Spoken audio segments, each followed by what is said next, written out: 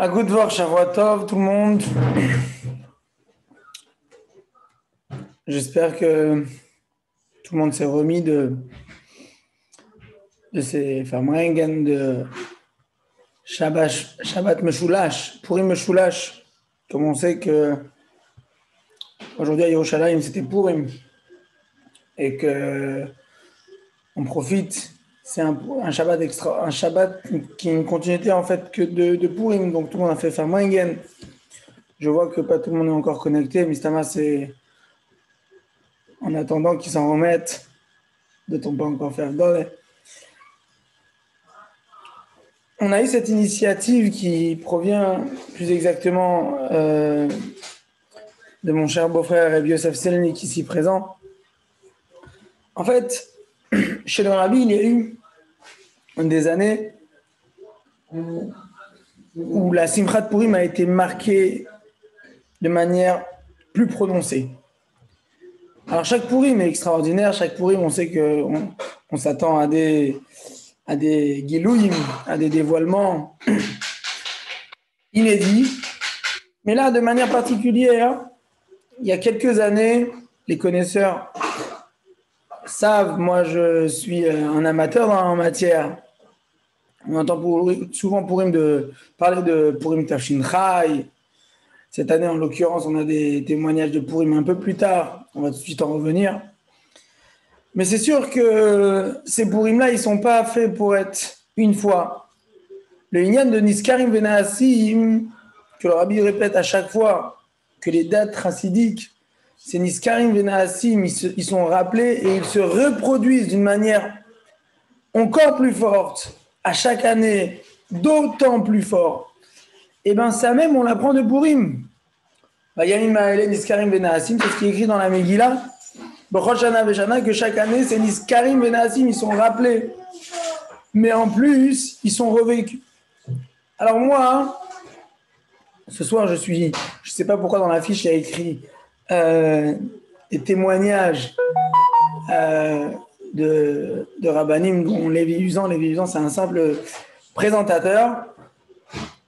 Mais en tant que Motzei Shabbat, on sait que c'est le minhag de raconter des histoires. Alors je vais raconter une petite histoire que j'aime beaucoup raconter, que j'ai entendue. Elle est liée de manière directe et indirecte à Purim également. Et ça va permettre aussi, en attendant le Kahal, les participants, de venir et de se connecter. C'est une histoire que j'aime beaucoup, donc je le raconte souvent. Donc c'est possible que vous l'ayez déjà entendu. Et là, récemment, j'ai entendu un enregistrement de quelqu'un qui la raconte également. Ça m'a permis d'avoir des détails que je ne connaissais pas. Alors voilà une petite histoire. Oui, Lévi Uzan, il sait raconter que des histoires. Alors, cette histoire se passe dans les années 70. Un jeune couple qui a été envoyé en shlichut dans une banlieue dans l'état de New York, pas dans la ville de New York, dans l'état de New York, lointain comme ça. Il y avait une vieille choule qui avait fermé depuis quelques années, qui a été déserte. Il n'y avait que des vieux, c'était plus trop vivant. Et ils sont arrivés quelques semaines avant Purim. Donc ils ont commencé à préparer la synagogue, à refaire la peinture, à préparer les bancs, les chaises, etc. Et même, ils ont commencé à faire du porte-à-porte chez tous les gens de la communauté pour leur dire « Venez à Purim, ça sera l'événement, l'ouverture de notre synagogue. » Et ils ont vraiment essayé de motiver les gens. Il y a eu un engouement, ça a commencé à bien prendre, c'était plutôt rassurant. Et là, malheureusement, 3 jours avant Purim, il y a une tempête de neige. Oui, à New York, ça existe les tempêtes de neige en plein mois de mars. C'est possible que c'était aussi en février. Et là, malheureusement, la toiture de l'ancienne synagogue, de cette vieille synagogue, elle a pris un coup, il y a eu une fuite, le toit s'est fissuré, et toute la peinture derrière qu'ils venaient de refaire, c'était désastreux. Ils ont commencé à mettre des bassines en dessous, toute la peinture s'enlevait, etc. Il y avait des morceaux qui sont tombés. Et pile du côté du Mizrach en plus. Donc juste derrière la Bima. Exactement l'endroit où tout le monde va fixer leur regard. Donc c'était délicat, c'était assez embarrassant. Alors c'est sûr qu'ils ont eu un sentiment, Lama Hachem Asakar. Pourquoi Hachem il fait ça? Mais tout de suite, ils se sont ressaisis. Ils ont dit peut-être on va essayer de trouver une chose qu'on accroche sur le toit pour essayer de cacher ce mauvais décor. Et une fois, donc, le chaliar, je ne sais pas si c'était un chaliar ou c'était un chassid qu'on lui a demandé d'être rabbin là-bas, je ne sais pas. Le Rav, on lui a demandé de. Donc il sort de la choule, et il y avait justement une brocante dans la ville. C'était une brocante où les Américains ils déposent des choses et ils les revendent pour des associations. Pour des associations, ça va à la tzedaka, si on peut dire. Donc c'est assez réputé là-bas. Et il a vu un marchand qui avait des tapisseries, des tapis, des genres de toiles comme ça. Il leur dit, est-ce que tu as la mesure que je recherche? Je sais pas, 4 mètres sur 3 mètres, etc. Il dit, oui, j'ai. Venez, celle-là, c'est plus cette taille. Il ouvre, en plus, il voit un gros Magen David sur le centre, comme ça, avec des broderies un peu à droite, à gauche. Ça paraît pas mal. Ça paraît pas mal. Il achète. Il prend son tapis, sa tapisserie, comme ça. Il traverse la rue pour passer au Betrabad, à la choule, qui viendra sûrement à Betrabad. Et il voit une dame assez âgée qui est en train de courir pour avoir le bus devant la station, et elle a raté le bus. C'était tellement un patelin, c'était 45 minutes d'attente pour avoir le prochain bus. Il a eu la peine pour elle, il a dit, madame, venez vous installer à la synagogue. Elle s'installe. Lui, il monte sur son escabeau, il commence à accrocher. Nickel. Ça tombe super bien, c'est la bonne taille, et en plus, il y avait un beau Magen David avec des broderies, de Magen David avec des menorahs, tout ça. On dirait une mappa de Shabbat. C'était vraiment beau. Très satisfait. Il est fier de lui, le rabbin. Et la vieille dame, elle s'approche et fixe la nappe, la toile, je ne sais pas comment on va appeler ça, la yéria. Et elle dit, est-ce que vous pouvez vérifier si derrière, à gauche, en bas, il n'y a pas une signature des initiales EBG. C'est quoi cette question-là? Il va en bas, il tourne, il voit EBG. C'est incroyable.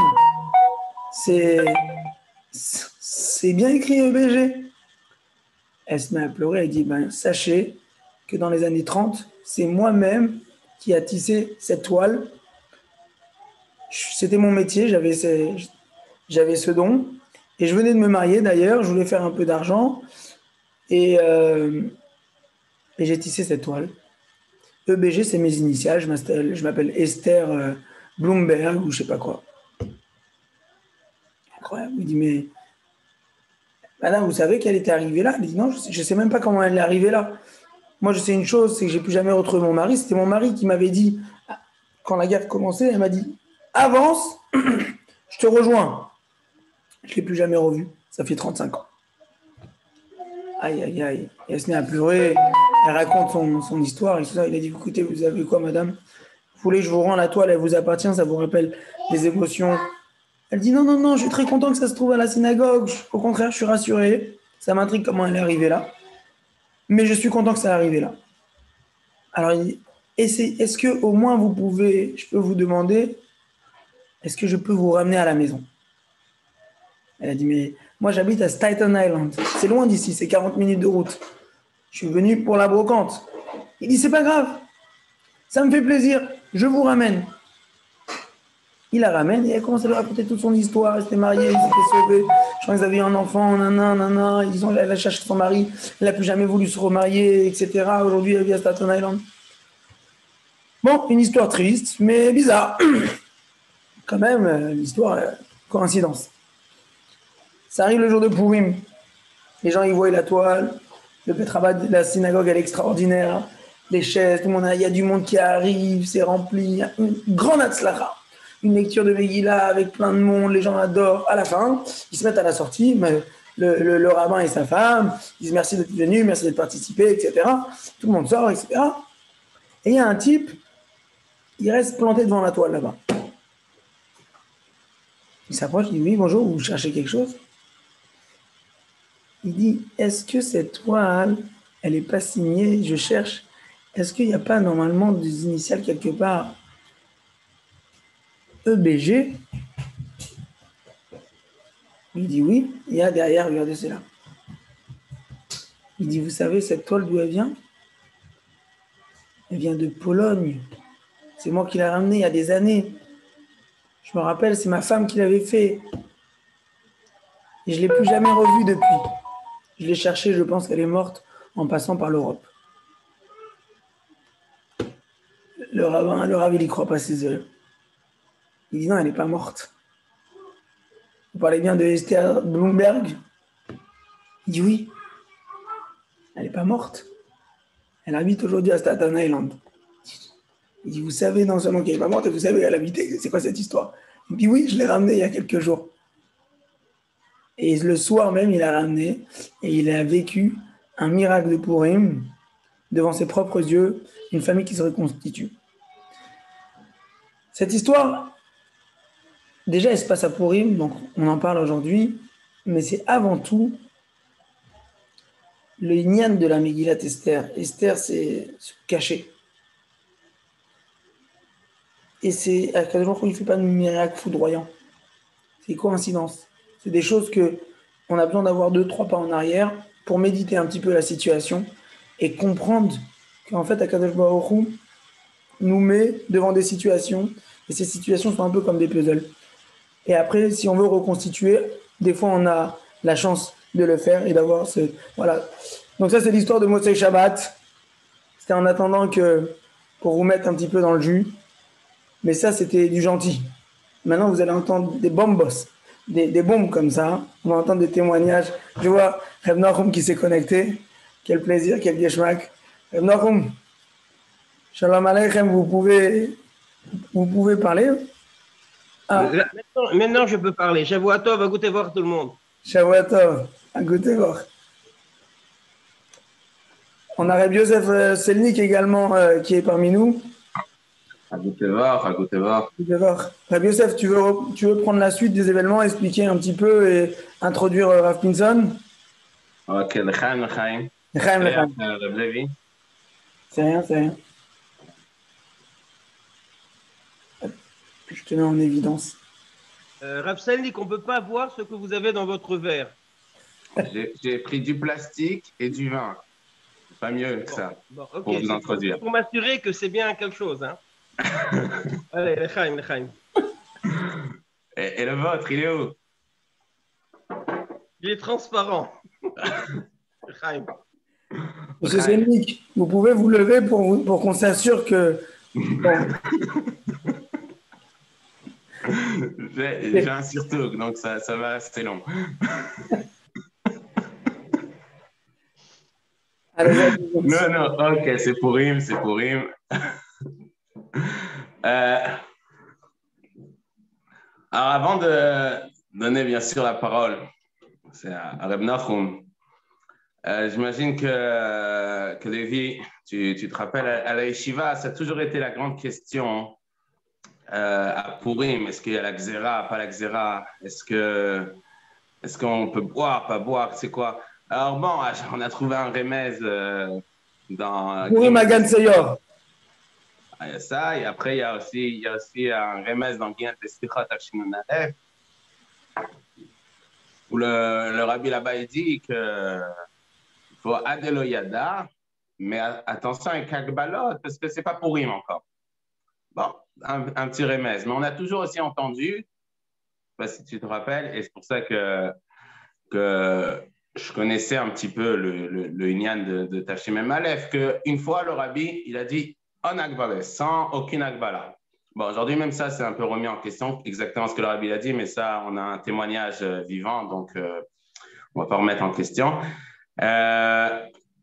Donc, Purim, chez Chassidim, on sait que Purim, ça se fait avec Mordechai à Yehudi, et on a notre Mordechai, le Nassi Ador, comme tu as très bien dit, Yamim Ma'elu Niskarim Venasim, c'est quelque chose qui est écrit dans la Megillah, que le Rabbi, on parle Sichot après Sichot, qu'il y a parlé, raconté sur le passé, mais le Ikar, après, c'est comment le vivre aujourd'hui, vivre avec le Rabbi, et aussi, bien sûr, le mot du Baal Shem Tov qui dit, quand la Corée, La Megillah, les Mafréa, lo yatsa, celui qui lit la Megillah à l'envers, c'est-à-dire quoi à l'envers en pensant que c'est de passer. Donc, certes, ce soir, ça sera des témoignages sur plusieurs Purim, puisque Purim, ça a été diffusé là dans une vidéo, une mana, une réponse que le rabbi a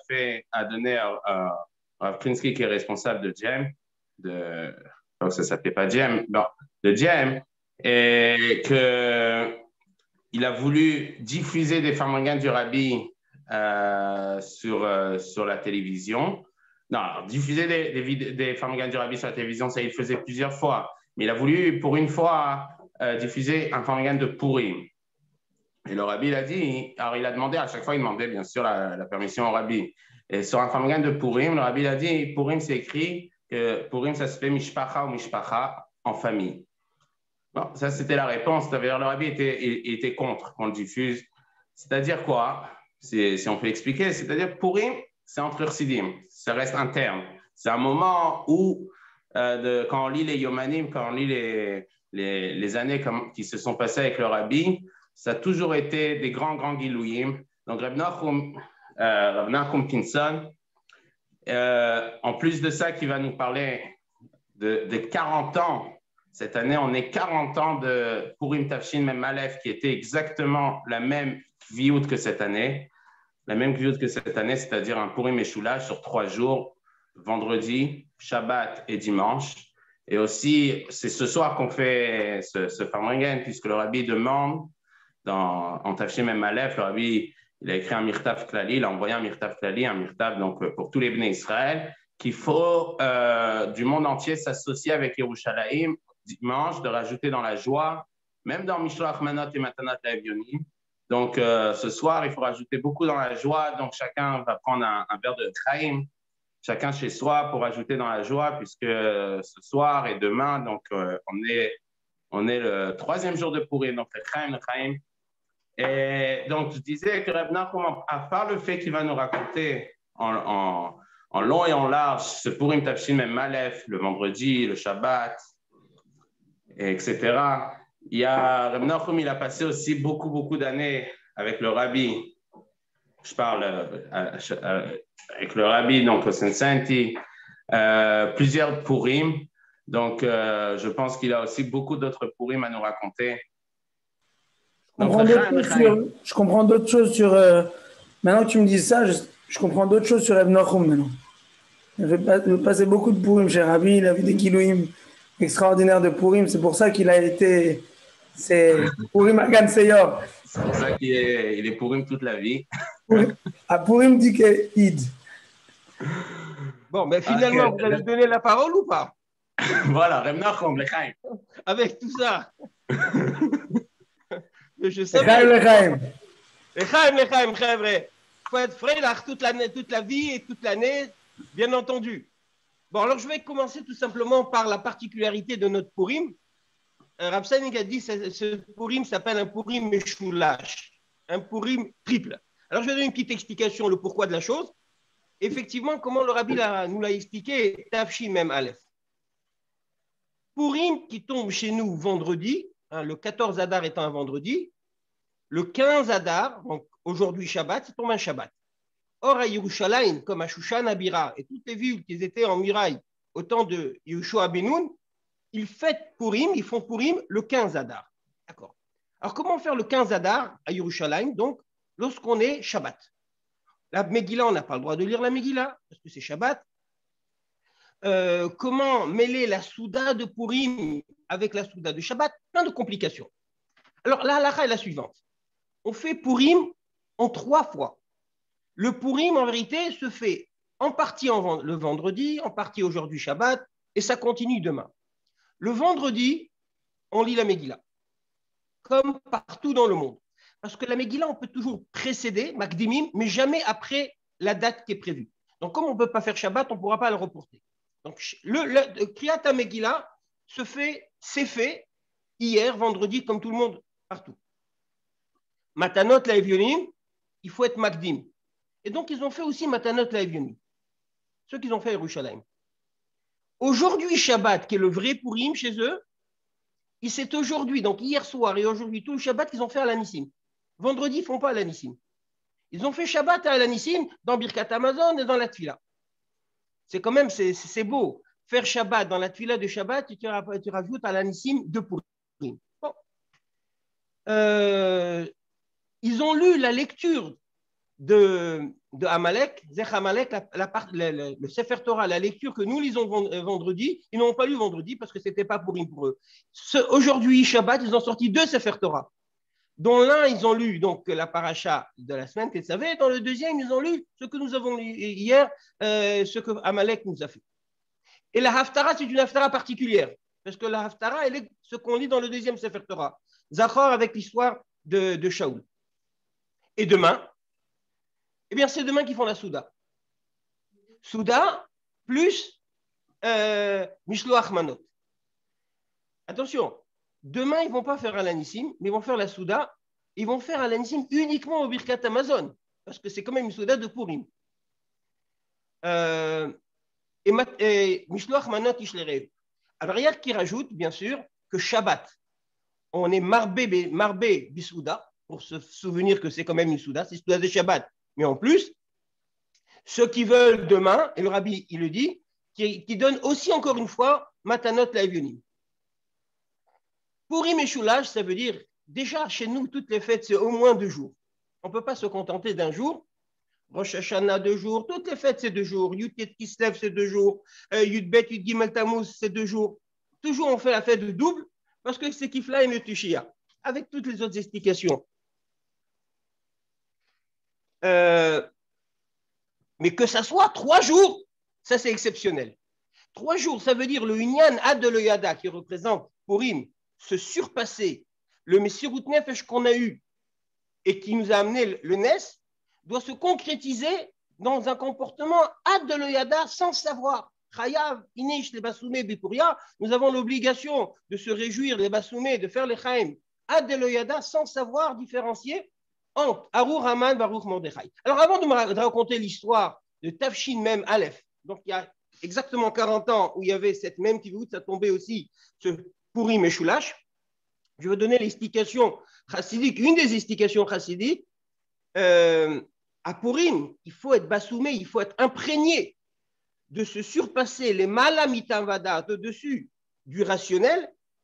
Le Nes était au-dessus du rationnel parce que nous sommes comportés avec un Messirut Nefesh, Ad Eliada, sans savoir, sans se limiter, entre Arur Haman, c'est Surmera.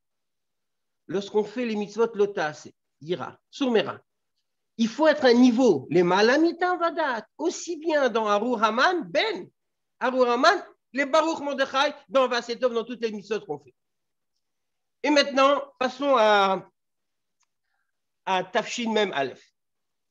Bon, déjà, lorsqu'on est Bachour à la Yeshiva, on vit les choses intensément et on est mamash, les soldats du Rabbi, et on vit avec le Rabbi, bien entendu.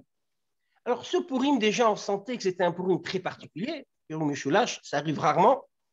La fois précédente, je crois que c'était Tafshin Lamed Aleph, mais je n'étais pas chez le Rabbi. Bon, vendredi, c'est un vendredi où il y a beaucoup de choses à faire. Il y a Mifsaïm, il y a la Tfila, avec les Talel, les Matanot, etc. Et il y a la Souda. Être à Mincha chez le Rabbi Purim, c'est très exceptionnel parce que tout le monde est occupé. Et le Rabbi, à cette époque, Mincha, c'était à 3h15, comme les jours de semaine. Normalement, vendredi, le Rabbi vient plus tard pour Mincha, mais ce Purim-là, bon, on ne savait pas exactement, c'était 3h15 Mincha. Bon, 3h15 Mincha. Il n'y avait pas grand monde à 770. C'est dans la petite choule en haut, pour ceux qui connaissent. Mincha, régulier. Et le Rabbi rentre dans sa chambre.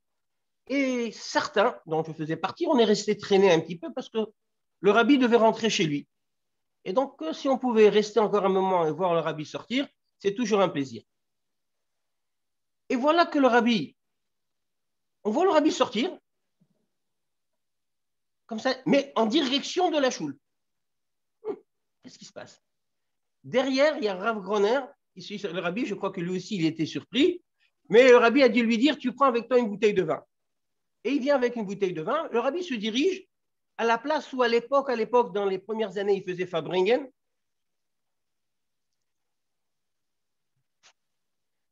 Dans le rabbi faisait Fabringen, donc c'est au Darom, au sud du petit Zal en haut. Le rabbi se met à sa place. Alors rapidement, il y avait un banc là-bas, donc on a enlevé le banc. Et la chaise du rabbi n'était pas prête. Elle n'était pas là. Alors vite, un bachour est descendu dans la grande salle, dans le grand 770, pour faire monter la chaise du rabbi. Le rabbi attendait. Ça n'a pas duré longtemps. Et dès qu'on a déposé la chaise du rabbi, avant que le rabbi, j'ai oublié un détail important, le rabbi dit à Rav Groner qu'on ferme les portes et les fenêtres. En d'autres termes, ceux qui sont présents, ils sont gagnants, mais c'est tout. Ce n'est pas un pirsoum, c'est un mamar plutsung. Soudain, ceux qui sont là, zacha. Quelle heure il était là? Quelle heure il était à ce moment? Comment? Il était quelle heure à peu près? 3h30, 35 peut-être. Juste après Mincha. Juste après Mincha. Juste après Mincha. Est-ce que le rabbi a rajouté que ce n'est pas pour déranger la Hanat de Shabbat? Je ne me rappelle pas. Parce que Herschel Raskin dit ça. Est-ce qu'il était présent déjà? Il était présent. Alors c'est possible. C'est possible, mais moi je ne me rappelle pas. Bon, je ne peux pas me rappeler. Combien vous étiez à peu près pour nous donner une idée? Une quinzaine, 20 peut-être. Une quinzaine dans le Zalakatan là-haut. Oui, 20, disons, allez, 20 à tout casser. Non, même pas. On n'était pas 20. Mais ceux qui connaissent bien le petit Zal, même quand on ferme les portes, peut-être vous vous rappelez, on peut entrer par la fenêtre, il suffit de pousser. Hein, vous savez les fenêtres avec les couleurs, les petits... Il y a un qui ne se ferme pas, on ne peut pas la bloquer. Donc on peut fermer et sauter par la souka et rentrer dans le Zal. Je crois qu'il y a beaucoup qui ont réussi à le faire. Pourquoi je dis ça? Alors le rabbi s'est assis, et le rabbi a commencé tout de suite à dire à Mahamar, la Yehudi Maïtaora Vesimcha, un Mahamar qui a duré pas longtemps, 12 minutes. Après, le rabbi a dit qu'on fasse le Chaim. Et bon, et le rabbi s'est assuré que tout le monde fasse le Chaim. Ça veut dire on a fait le Chaim au rabbi. Vous avez avec vous des bouteilles quoi dans les poches? Non, parce que peut-être tu connais la chambre de Rav Harlik.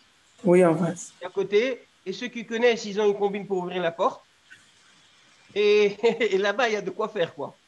il y a de quoi faire un Fabringen dans la grande salle en bas pour 500 personnes, peut-être même plus 1000 personnes. Bon, mais il y avait du vin, mais en fait, c'était pas ça le problème du vin. Mais quand le rabbi dit le Mahamar, donc on s'est installé, moi j'étais mamache en face du rabbi, donc il y avait une table normale, une table des Bachurim qu'ils utilisent pour étudier. Et qu'est-ce qu'elle fait? Elle est un peu plus large, sa table, elle fait peut-être 80 cm. 80 cm. Et le rabbi était assis, moi j'étais juste en face. Bon, j'ai gardé peut-être 20-30 cm de distance pour ne pas être collé à la table. Mais heureusement d'ailleurs, parce qu'au fur et à mesure, je sentais la pression derrière. Alors ceux qui se poussaient, qui voulaient voir qu'est-ce qui se passe, et j'avais aucun moyen de retenir parce que je ne pouvais pas m'appuyer sur la table, c'était juste dans le rabbi. Donc je devais m'appuyer avec force pour pousser, pour ne pas être, ne pas tomber chas v'shalom et pousser le rabbi. Le rabbi, après qu'il a fini, a dit qu'on fasse le chaim. Il s'est levé même pour s'assurer que tout le monde fasse le chaim. Et il a demandé qu'on lui verse aussi. Alors, on n'avait pas le cos du rabbi. Quelqu'un voulait rapidement chercher. Et le rabbi dit, ce n'est pas la peine. Et il y avait des gobelets en plastique, ceux que nous utilisons. Et donc, voilà, le rabbi l'a pris. Et il y avait deux gobelets qui ne se décollaient pas. Vous savez, des fois, ça... Et le rabbi dit, ce n'est pas la peine. Hein, on n'a pas de temps. Et c'est comme ça que, je crois que c'est Rav Groner qui a versé un verre au rabbi, pratiquement plein. Le rabbi a fait le chaim, il a vidé le verre. Et le rabbi, il a dit que ce soir, moi je me rappelle, en Hagboles. Pas je me rappelle qu'il a dit, je me rappelle qu'on l'a fait. On l'a fait avec Hidour, c'est que le rabbi l'a dit, c'était sûr. C'était clair, hein, je ne sais pas, c'est sûr. Et après qu'on a fait le chaim, toute l'histoire a duré peut-être 20 minutes. Après, le rabbi, avant de terminer, le rabbi a demandé qu'on lui verse encore un verre plein. Et le rabbi, il a fait le chaim, il a vidé le verre. 2. C'était du vin ou du mashké? Vin, il n'a pas mashké. C'était du vin. Je ne sais pas, c'est Ganez Langer. Voilà, comment c'était le vin d'avant? Non, c'était plus Kedem, c'était Ganez, ça s'appelait comme ça. C'est le même sirop qu'on boit aujourd'hui avec, je ne veux pas donner de nom. Du vin, bon, mais il était plus que 5 degrés. Il fait peut-être 9 degrés du vin, mais c'est du sirop. Bon, à Agave, nous les Bachourim, on aimait boire un peu de vin avec de l'eau. C'était comme une boisson. Bon, ça, c'est Maïm Aramouzga. Alors, bien entendu, juste après le rabbi est sorti, le rabbi a remarqué que la porte était ouverte. Et le rabbi a dit avant grand air, on avait convenu que la porte soit fermée. Bon, je ne sais pas après s'il a reçu encore un chélek à l'intérieur, mais c'est ce que le rabbi a entendu, bien entendu, après, on a fait ce que le rabbi attendait de nous, que ce soit une simcha trip, ad deloyada. Alors, bien sûr, on est allé faire la souda et faire réaliser ad deloyada, mais on a eu quand même, moi j'ai eu quand même les forces de revenir au 770 pour Kabbalat Shabbat. Pour Kabbalat Shabbat. Et a priori, je n'étais pas le seul à venir parce que c'était plein. Et lorsque le rabbi est descendu pour la tfila, ça chantait fort, pas seulement en volume, mais fort en chaleur, en enthousiasme, etc. Et généralement, lorsqu'on chante, une fois que le rabbi arrive à sa place, il pose le sidour, ça devient calme et on commence la tfila, les Chouneran Ena Lachem. Cette fois-ci, on voyait que le rabbi a posé, mais tout de suite après, il se retournait vers le Kahal. Et bien sûr, pour nous encourager à chanter encore, la rabbi a tapé des mains. C'était Mamash une Simchat Torah avant de retourner. Et c'était vraiment ad deloyada, mais 3 jours, parce qu'on a tenu cet méchoulage. Ce qui veut dire qu'on a fait Fabringen Shabbat, et dimanche aussi, en tant que Bachourim chaud, entre guillemets, on était posté au 770, ceux qui venaient, ils étaient obligés de faire au moins le chaim avec un verre. C'était comme ça, c'était la règle. On a décidé, il n'y a pas. Tu viens, tu rentres au 770, c'est comme ça. Non, c'était du vin, je te rassure, Lévi, c'était que du vin. Mais on est rentré aussi au Maskirout, on était audacieux. On a attrapé Rav Groner. On dit voilà, tu es obligé. Il dit je travaille, je ne peux pas. Il dit il n'y a pas, c'est pour une choulache, à Doléada. Et lui, c'était un peu plus difficile, mais on a réussi à convaincre Rav Klein aussi. Je ne sais pas si on l'a convaincu, mais il n'avait pas le choix finalement. Il nous a vidé un petit verre. Et on a osé aller chez Rav Khadakov aussi. Et voilà. C'était super. Je suppose qu'ils ont dû transmettre en haut que les Bachourim réalisent que c'est 3 jours de Simcha. Et ça fait la Chazaka. Puisqu'on parle déjà de Purim, non, je ne vais pas raconter plein de Purim, mais un Purim, c'est pas Purim, mais c'est le rabbi m'a dit à moi personnellement qu'à Purim, c'est une date où il faut danser. Mais ce n'est pas 40 ans, ce n'est pas Tafshin Mem Aleph, ça remonte un peu plus longtemps. Tafshin Chaf Vav. Pour les Tunisiens, ça fait 55 ans. Ça fait 55 ans. Je n'ai pas beaucoup plus que 55 ans, mais j'étais donc un enfant, j'étais avec mes parents chez le rabbi, c'était la première fois chez le rabbi, Tafshin Chaf. C'était Elul Chaf He et Tishre Chaf Vav. Et bien sûr, Simchat Torah, le rabbi m'encourageait en tant qu'enfant, toujours avec les mains, de danser encore et encore. Et lorsque j'étais en Yichidout, nous étions en Yichidout en fin de Tishri chez le rabbi, après que le rabbi a parlé avec mes parents des différentes choses, de la shlichut, il se retourne vers moi et il me montre du doigt, Ondu, et toi. En fait, c'est pour dire, on a eu affaire pendant toutes les fêtes, par exemple, plusieurs reprises, le rabbi m'encourageait à danser, etc. Un fils de shliach, vous imaginez, et le rabbi, on a eu beaucoup de coups de kiruvim. Ondu, c'est du doigt, das nicht vergessen, tanzen, que n'oublie pas de danser. Yutet Kislev, Simchas Torah et Purim. N'oublie pas de danser. Alors voilà, danser, c'est la simcha qui, Poretz Geder, on s'élève du sol, on se décroche de la terre et on est plus haut, on saute.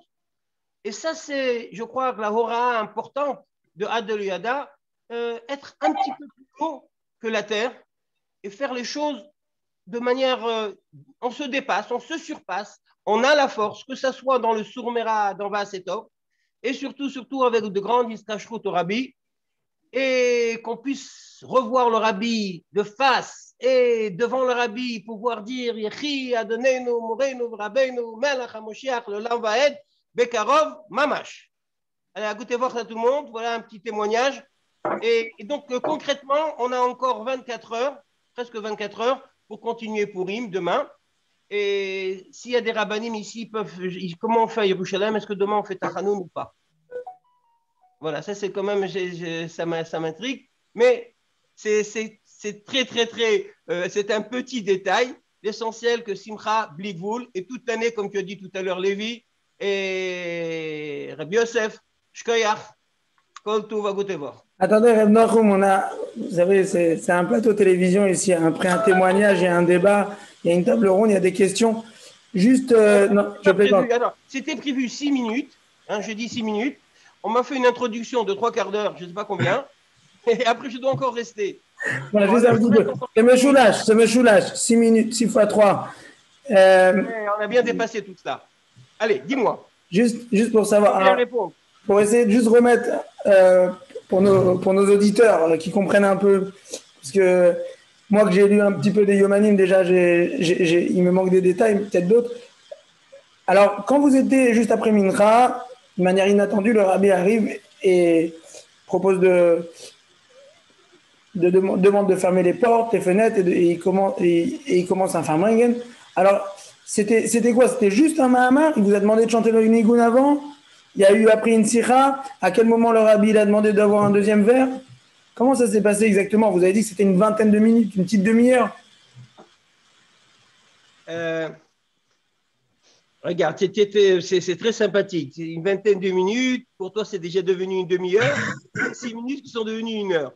Non, c'était exactement 20 minutes, et pas plus. Parce que le Rabbi est venu, il n'a pas demandé de chanter quoi que ce soit. Il a commencé direct le Mamar. Il n'y a eu pas de Sikha. Il y a eu ce Lechaim juste après le Mamar une fois. Après, c'était le Agutevor Rabbi Pachter.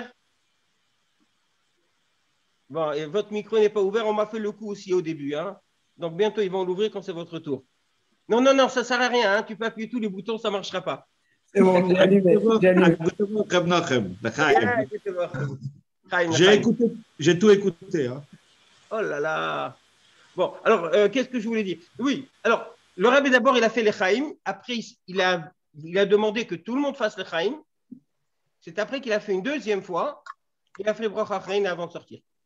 Donc, si, il y a le Nigun Faraksta aussi qu'il a lancé, non? En sortant, exactement.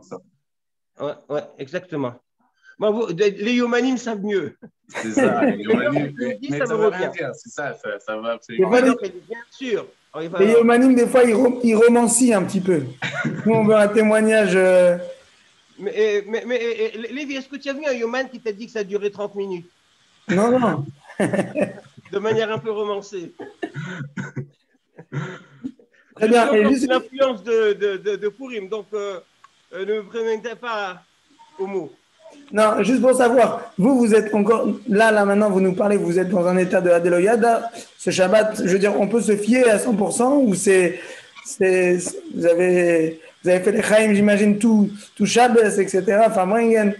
Bon, alors regardez, même comme on est entre Sidim et qu'on va glisser dans un petit peu à Bringen, on peut être frélard, c'est pas forcément le Lechaim qui rend frélard, sinon ça serait dommage et un peu. Bien sûr. C'est pas le Inyan. Je suis dans l'esprit Adeloyada, mais je suis un Yodé parce que ça n'a pas duré 30 minutes. Très bien. Juste une dernière chose. Shabbat, la seule manière où on a senti que c'était spécial, mis à part le fait que le Rabbi a encouragé comme ça avant Maïriv, est-ce qu'il y a eu aussi à Shachrit le lendemain matin, est-ce que le Rabbi l'a aussi encouragé? Est-ce qu'il y a eu un farmringen? Est-ce qu'il y a eu quelque chose, une tira? Il y a eu quoi? Des danses? Comment ça a vécu? La vérité, je ne me rappelle pas le Shachris. Ça faut demander à Racine. Un défaut de mémoire ou autre chose. Mais le Shachris, il est passé un peu à l'as, quoi. Non, je pense que j'y étais. mais je ne me rappelle pas qu'il y ait quelque chose de particulier. Shkoyach. Bon. Et le barrage pour faire les Chaim, pour pouvoir entrer au 770 que vous avez fait, c'était un barrage qui était uniquement dimanche? Non. Non, ça n'a pas duré une semaine. C'est plutôt le dimanche matin, disons. Lorsqu'on était, oui. Donc, on a commencé la journée chaude, quoi. Bien. Shkoyach, extraordinaire. Merci Nahum de nous avoir fait vivre ce moment. Rabbi Yosef Sen qui lui a dit Vayomim haele niskorim venasim. On s'en souvient, on rappelle, mais il faut le concrétiser aussi bien. Bien sûr, on peut faire les chaim, mais dans l'action de Iskashrus avec le Rebbe, d'étudier les sichot, de faire mifsaïm, et tous les inyonim. Ça nous met dans l'idée que Pitom Yavo Adan Erechalo, qu'il faut savoir qu'à chaque instant, le Melech, il arrive, et qu'il y a pas, et que c'est comme ça que ça va arriver. Pitom Yavo Adan. Oui, il faut penser qu'il est présent ici aussi, hein. Pitom il galait. Mais... Il galait, tout à fait. Allez, ça, disons tout le monde à Gotevor. Il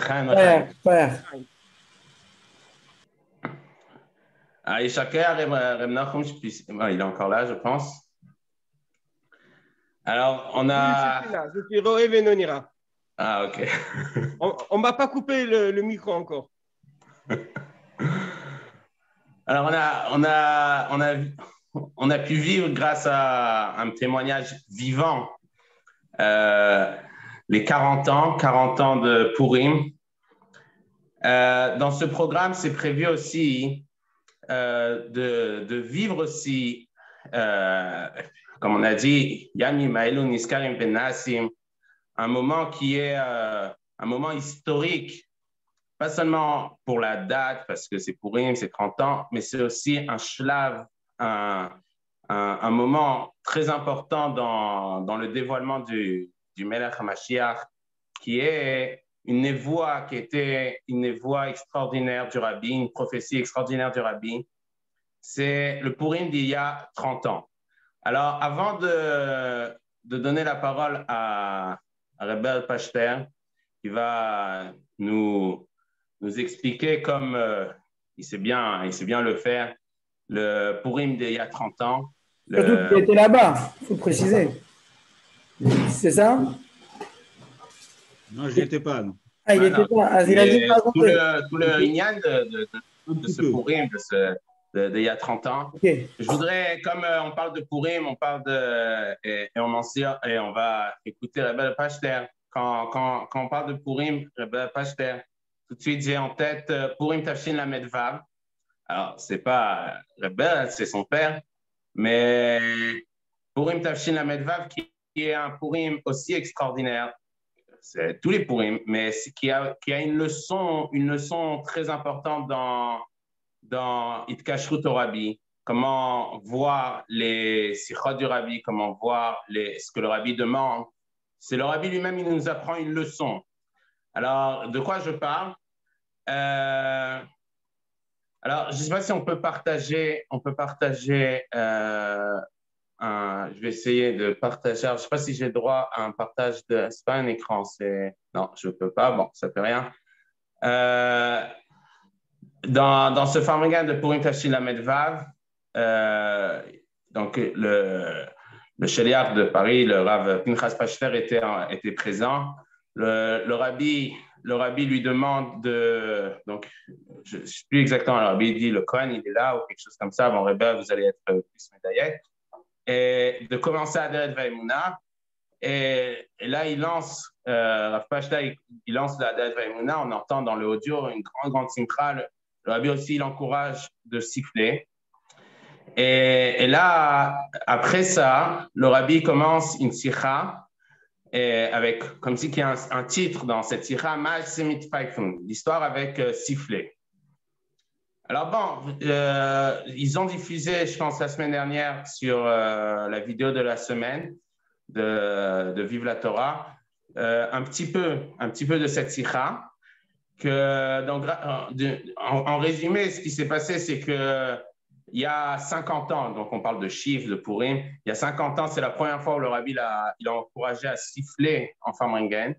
Et en Tafshin Lamed Vav, donc il y a 45 ans, Cheshvan Tafshin Lamed Vav, ils ont diffusé dans un journal très connu en Amérique, un journal donc, qui est fait par l'horaire Rashi, l'éditeur, c'est Rav Jacobson, père, ils ont diffusé une photo où le Rabbi demande d'encourager, on voit le Rabbi encourager à siffler. Et là, c'est devenu toute une politique chez Chabad.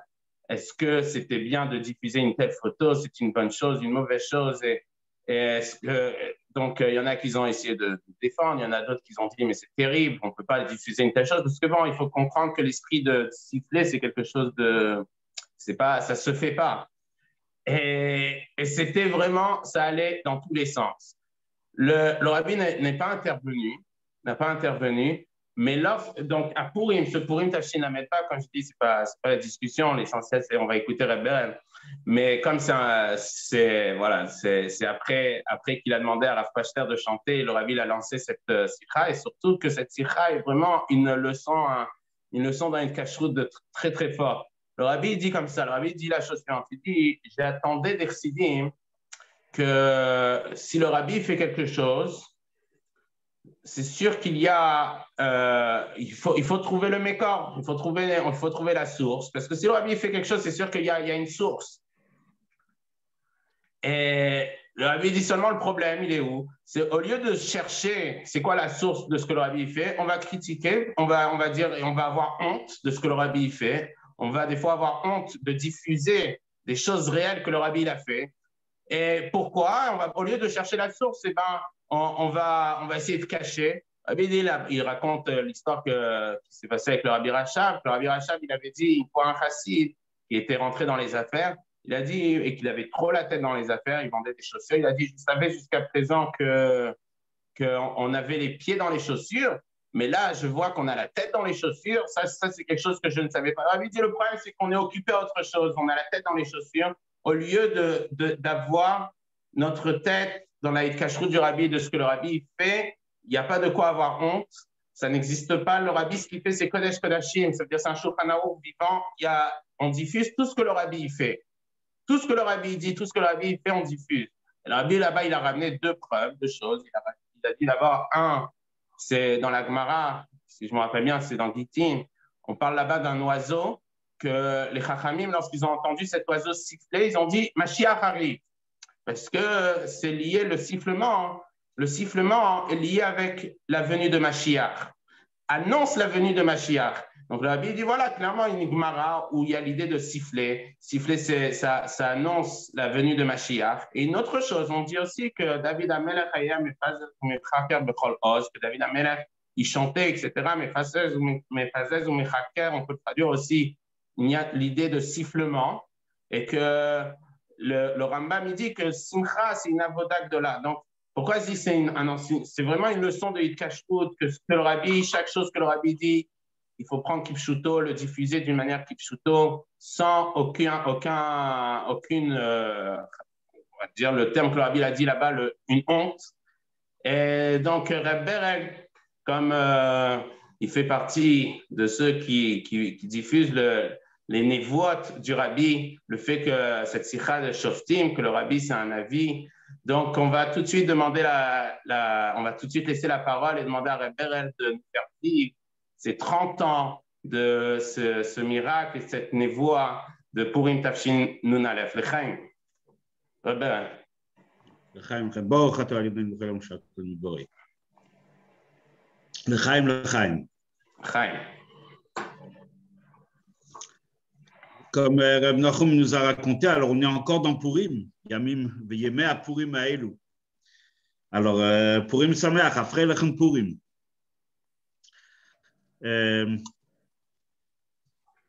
Peut-être, je vais commencer quelques années en arrière. D'abord, qui est écrit dans la Megillah, tout le monde connaît l'enseignement. Il y a écrit dans la Mishnah, dans Masechet Megillah, Koret ta Megillah le mafrea lo yatsa. Si on lit la Megillah à l'envers, on n'est pas quitte. La Chassidoute explique, bon, il y a des explications, qu'est-ce que ça veut dire la Megillah à l'envers. La Chassidoute explique, À l'envers, ça veut dire c'est une histoire du passé. Purim, ça se continue tous les ans. Purim se prolonge. Chaque année, il y a le Nes de Purim qui se reproduit. Des fois, on le voit, des fois, on le voit moins, des fois, on le voit plus. En fait, on peut raconter beaucoup de Purim, mais surtout beaucoup de Purim chez le Rebbe. C'est En-Sof. Mais avant de commencer Purim Tafshinun Aleph, il y a un lien direct avec un Purim antérieur. Peut-être pas beaucoup de gens en sont au courant, mais je vais raconter un Purim un petit peu avant Tafshinun Aleph, Purim Tafshin Yud Gimel, en français 1953. Il y a un kasher direct, vraiment direct, certifié par le Rabbi. Au milieu du mois de Tevet, on va dire, c'était au mois entre Tevet et Shvat, en date Goy, en janvier 1953, il y a eu en ex-URSS, il y a eu ce qu'on appelle le complot des blouses blanches. Staline, Ymar Shemo Bzichro, qui était un antisémite notoire, a accusé une centaine de médecins juifs parmi les plus hauts dignitaires, les médecins les plus hauts gradés dans le Parti communiste, dont d'ailleurs son médecin personnel. Il les a accusés de complot et de vouloir empoisonner, y compris lui-même, sa personne, et d'autres hauts gradés du système. Et il a dit que c'était un complot sioniste dirigé par la CIA et par le Mossad. En fin de compte, c'était une campagne antisémite. Et d'une façon quasiment, même pas directe, il a appelé à des pogroms qui ont commencé à se réaliser dans toute la vaste URSS de l'époque. Et donc, c'était un moment de sakana. Bien sûr, ces médecins ont été arrêtés et ils étaient bien sûr passibles, lo aleinu, de la peine de mort.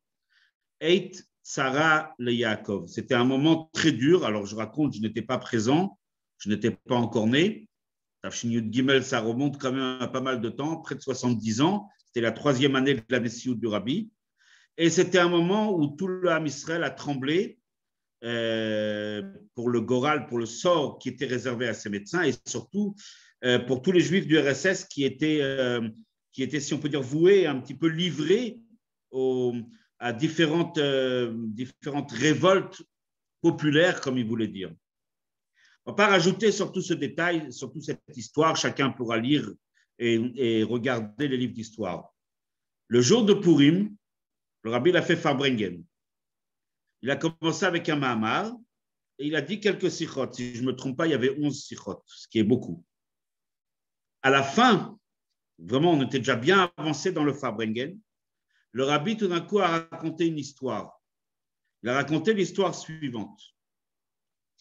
À l'époque, au début de la Révolution, ce qu'on appelle octobre 1917, Tafrei Shain Vav, Tafrei Shain Zain, ou Ain Chet même plutôt, lorsqu'il y a eu la Révolution communiste, pendant les premières années, ils ont essayé d'instaurer un régime, on va dire, démocratique, et il y a eu des élections. Il y avait à ce moment-là un choix qui s'est porté entre 2 candidats, je ne sais pas exactement lesquels. Le Rabbi n'a pas dit dans l'histoire, et c'est ce qui nous intéresse, c'est ce que le Rabbi a raconté. Et donc, il y a eu comme ça deux candidats, et tous les Gdolei Israël, en premier lieu, bien sûr, le Rabbi Rachab, le 5e Rabbi, ont demandé aux Chassidim d'aller voter. Ils ont recommandé d'aller voter pour un des candidats qui était probablement le plus démocratique, le plus libre. Les Chassidim, ils ont entendu qu'il faut aller voter. Ils ont été votés. Un des Chassidim, comme ça raconte le Rabbi, était un homme qui était simplement, toute sa vie était consacrée à Torah et à Avoda. Il était consacré à la Tfila, à l'Imouda Torah. Il était dans les yanim spirituels. Il a entendu que le Rabbi a dit qu'il faut aller voter. Donc, puisque c'est une aura, c'est un ordre du Rabbi, donc on va accomplir ce que le Rabbi demande. Donc, il s'est habillé Big des Shabbat, il a mis son garde, puis comme ça le Rabbi raconte. Et il s'est rendu au bureau de vote.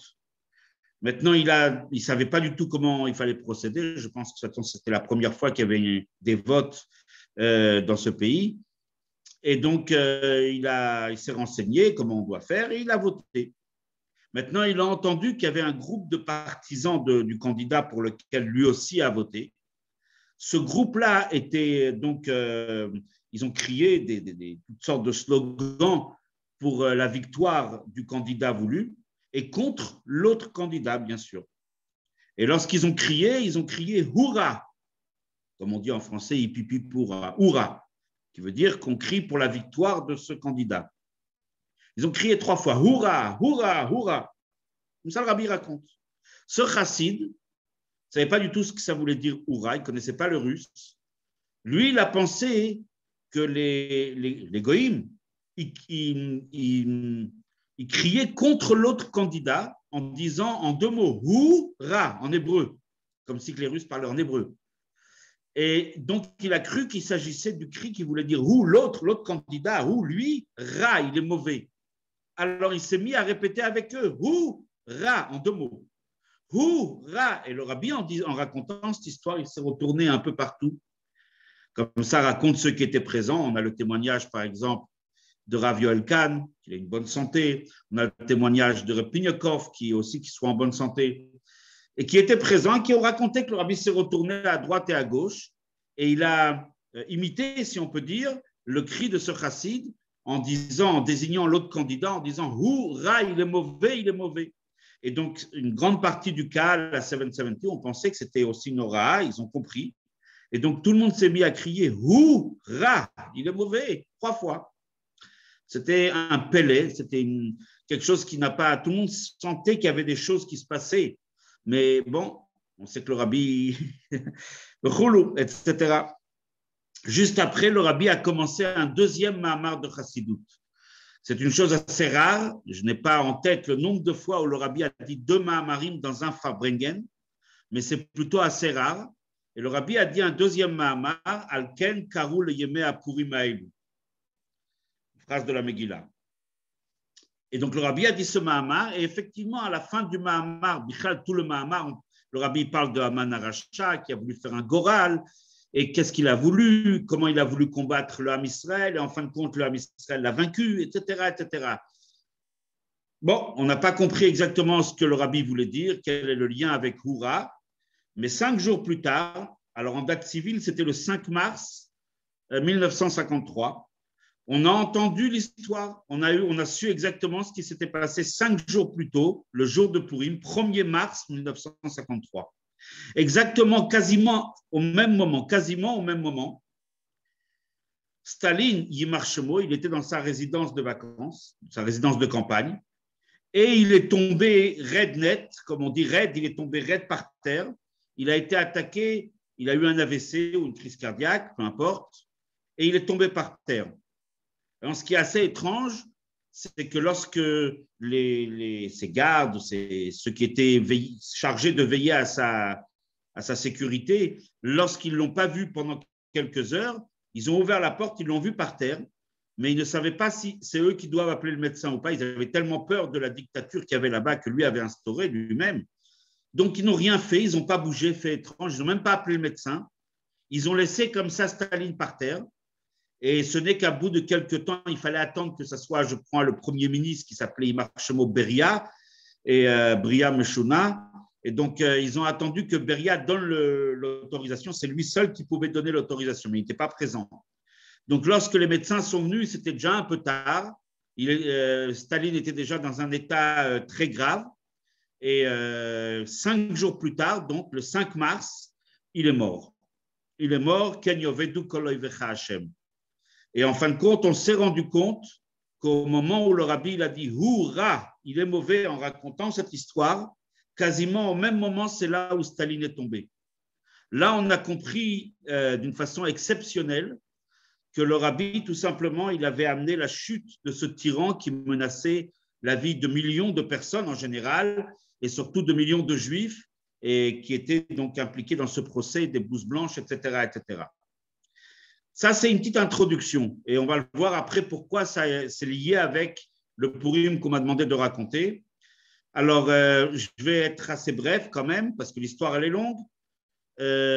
L'été Tafshin, d'abord, on va revenir un peu en arrière. Lorsque le communisme est tombé dans l'année Tafshin Memtet, Tafshinun surtout, 1990, Tafshinun, le rabbi a bien sûr dit que c'était Tieshnat Nissim, et on allait voir des grands miracles. Et effectivement, on a vu les pays communistes tomber les uns après les autres, et dans des révolutions, comme le rabbi lui-même a souligné, qui étaient des révolutions pacifistes où il n'y a pas une goutte de sang qui a été versée. Et donc le rabbi a dit, ça c'est rien.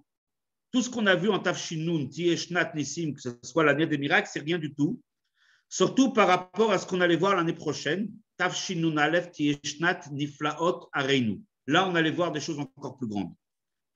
Personne ne pouvait imaginer ce que le rabbi voyait, mais ce même été, on a commencé à comprendre, lorsque Imar Shemo, le tyran de l'Irak, sonnait Israël, le Haman de notre génération, Saddam Hussein, qui a envahi le Koweït. Et bien sûr, son objectif ne s'arrêtait pas au Koweït, c'était d'envahir l'Arabie Saoudite pour s'emparer de tout le pétrole mondial, enfin une grande partie, et de faire chanter le monde entier. Et bien sûr, il avait clairement précisé son objectif, qui était le Aleinu Eretz Israël. Le monde est rentré en panique, on ne va pas rentrer dans tous les détails de ce qui s'est passé. Le monde est rentré véritablement en panique et ils ont demandé bien sûr à Saddam Hussein d'évacuer le Koweït, ce qu'il n'a pas voulu bien sûr, et c'était un danger pour le monde entier. À ce moment-là, les Américains ont réuni une coalition, ils étaient ensemble une 50aine de pays, y compris des pays arabes, qui ont accepté de participer à la coalition avec les États-Unis, à la condition obligatoire qu'Israël ne serait pas mêlé. Et donc, les Américains, déjà, une première chose, ont dit à Israël, c'est nous qui allons faire la guerre, vous restez de côté. Au moment où le Saddam Hussein, il a vu qu'il s'organisait contre lui une coalition, il a tout de suite dit qu'à la première bombe, il allait attaquer Israël. Alors, il faut savoir qu'il avait des armes terribles. Il avait ces fameux Scud, ce sont non pas des roquettes, c'est des fusées énormes. C'est des missiles qui sont vraiment de la taille d'une petite fusée et qui ont des ogives. Le bout de la fusée pouvait être interchangeable. Et donc, il a clairement laissé comprendre qu'il avait, on le savait, on l'a vu d'ailleurs après, il avait des ogives conventionnelles, des bombes, qui pouvaient causer un dégât terrible.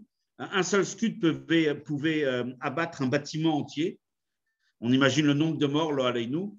Il avait aussi des ogives chimiques, des gaz chimiques, des ogives bactériologiques, des virus, etc.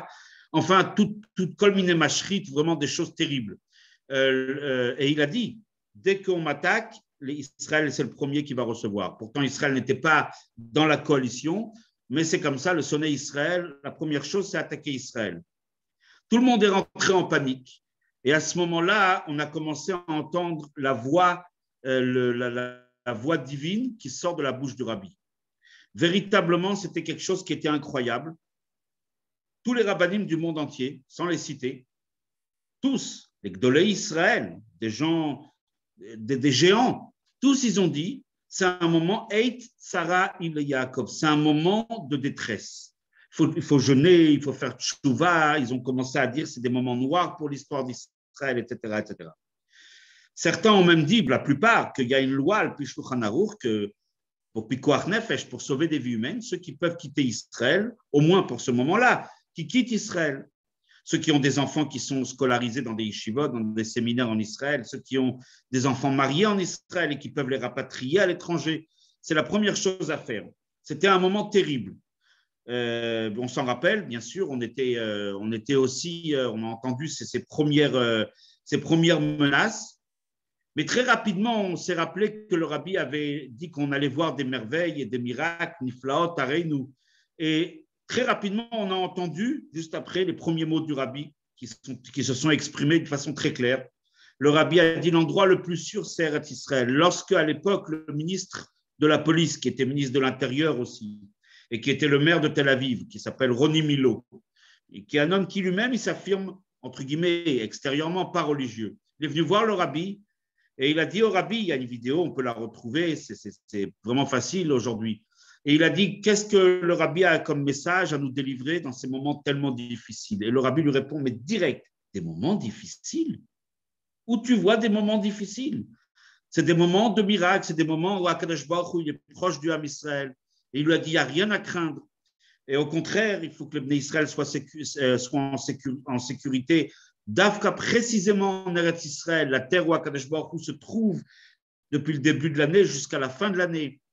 Et le rabbi a commencé à tranquilliser des gens qui ont demandé « Est-ce que je fais rapatrier mes enfants ?» Le rabbi dit « Pas du tout, au contraire, il ne faut pas les interrompre dans l'Imoud Torah, qui continuent. » Et ça s'est répété semaine après semaine pendant les distributions du dollar de chaque dimanche matin. Ça s'est répété comme ça, vraiment semaine après semaine. Des caméras sont venues filmer le rabbi. Ça a été répandu dans le monde entier. Ce n'était pas une fois, pas deux fois, des dizaines, des centaines de fois. Le rabbi a répété ce message qu'il n'y a rien, aucune crainte à avoir. Il y avait un groupe d'hommes d'affaires qui avait prévu de faire un voyage, un voyage en Israël.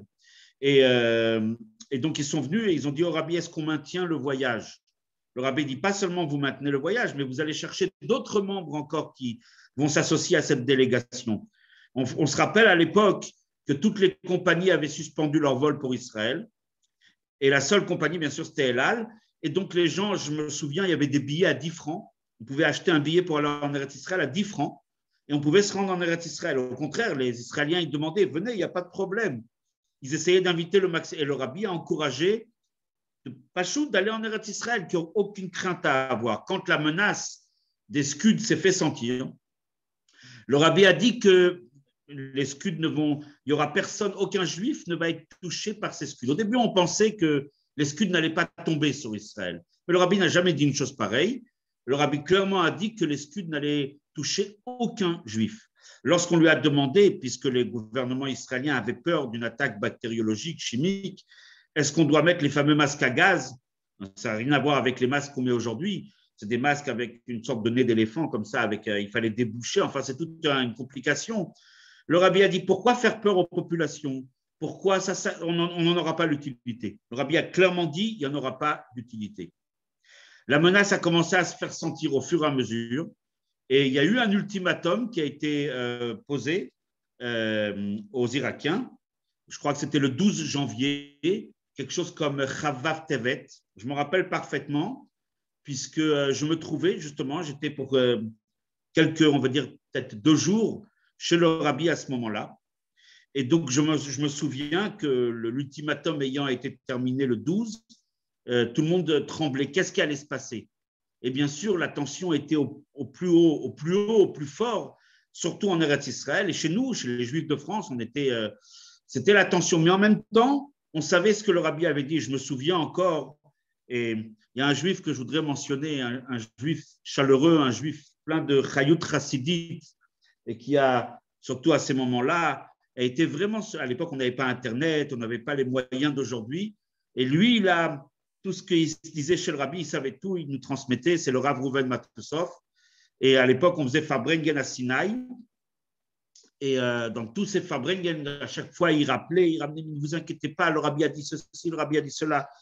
Chaque Shabbat, dans le Farbrengen, tout simplement, le moral était au plus haut, quand bien même on est arrivé à ces moments difficiles.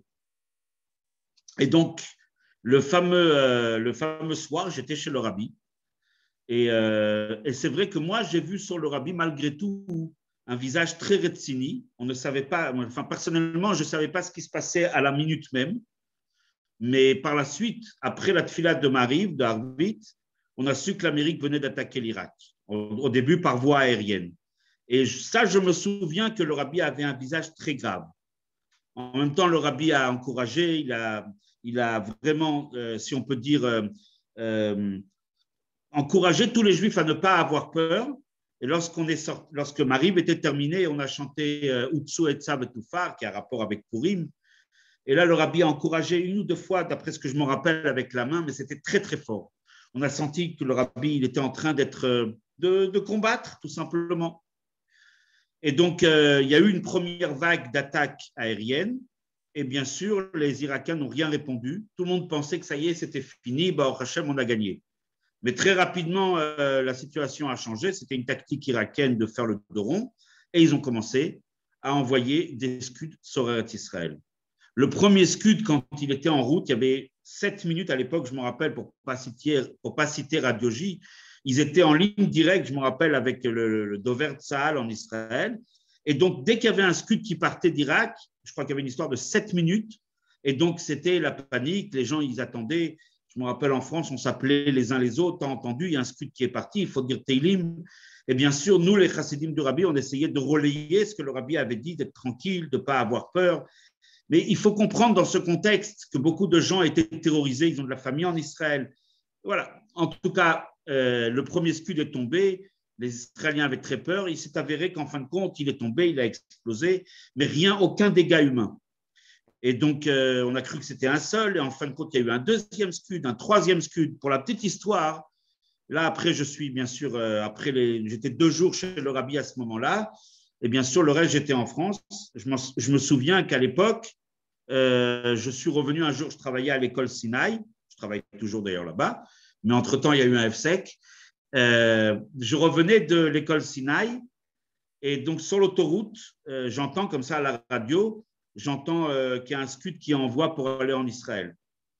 Alors, même si on était confiant, on s'est dit on doit faire ce qu'on doit faire, je me suis mis sur la bande d'arrêt d'urgence et j'ai sorti un petit télim. J'ai dit un télim vraiment sincèrement de joie pour remercier Akadosh Baruch Hu sur les miracles qu'on allait voir. Derrière moi, il y a une voiture qui s'est arrêtée, c'était un juif. Il a vu que j'étais debout et que je disais un télim. Vous avez entendu? Je dis bien sûr. Alors, il était paniqué. Il me dit, j'ai de la famille, presque il pleurait. J'ai de la famille à Bat Yam, j'ai de la famille à Ramat Gan, je ne m'en rappelle plus.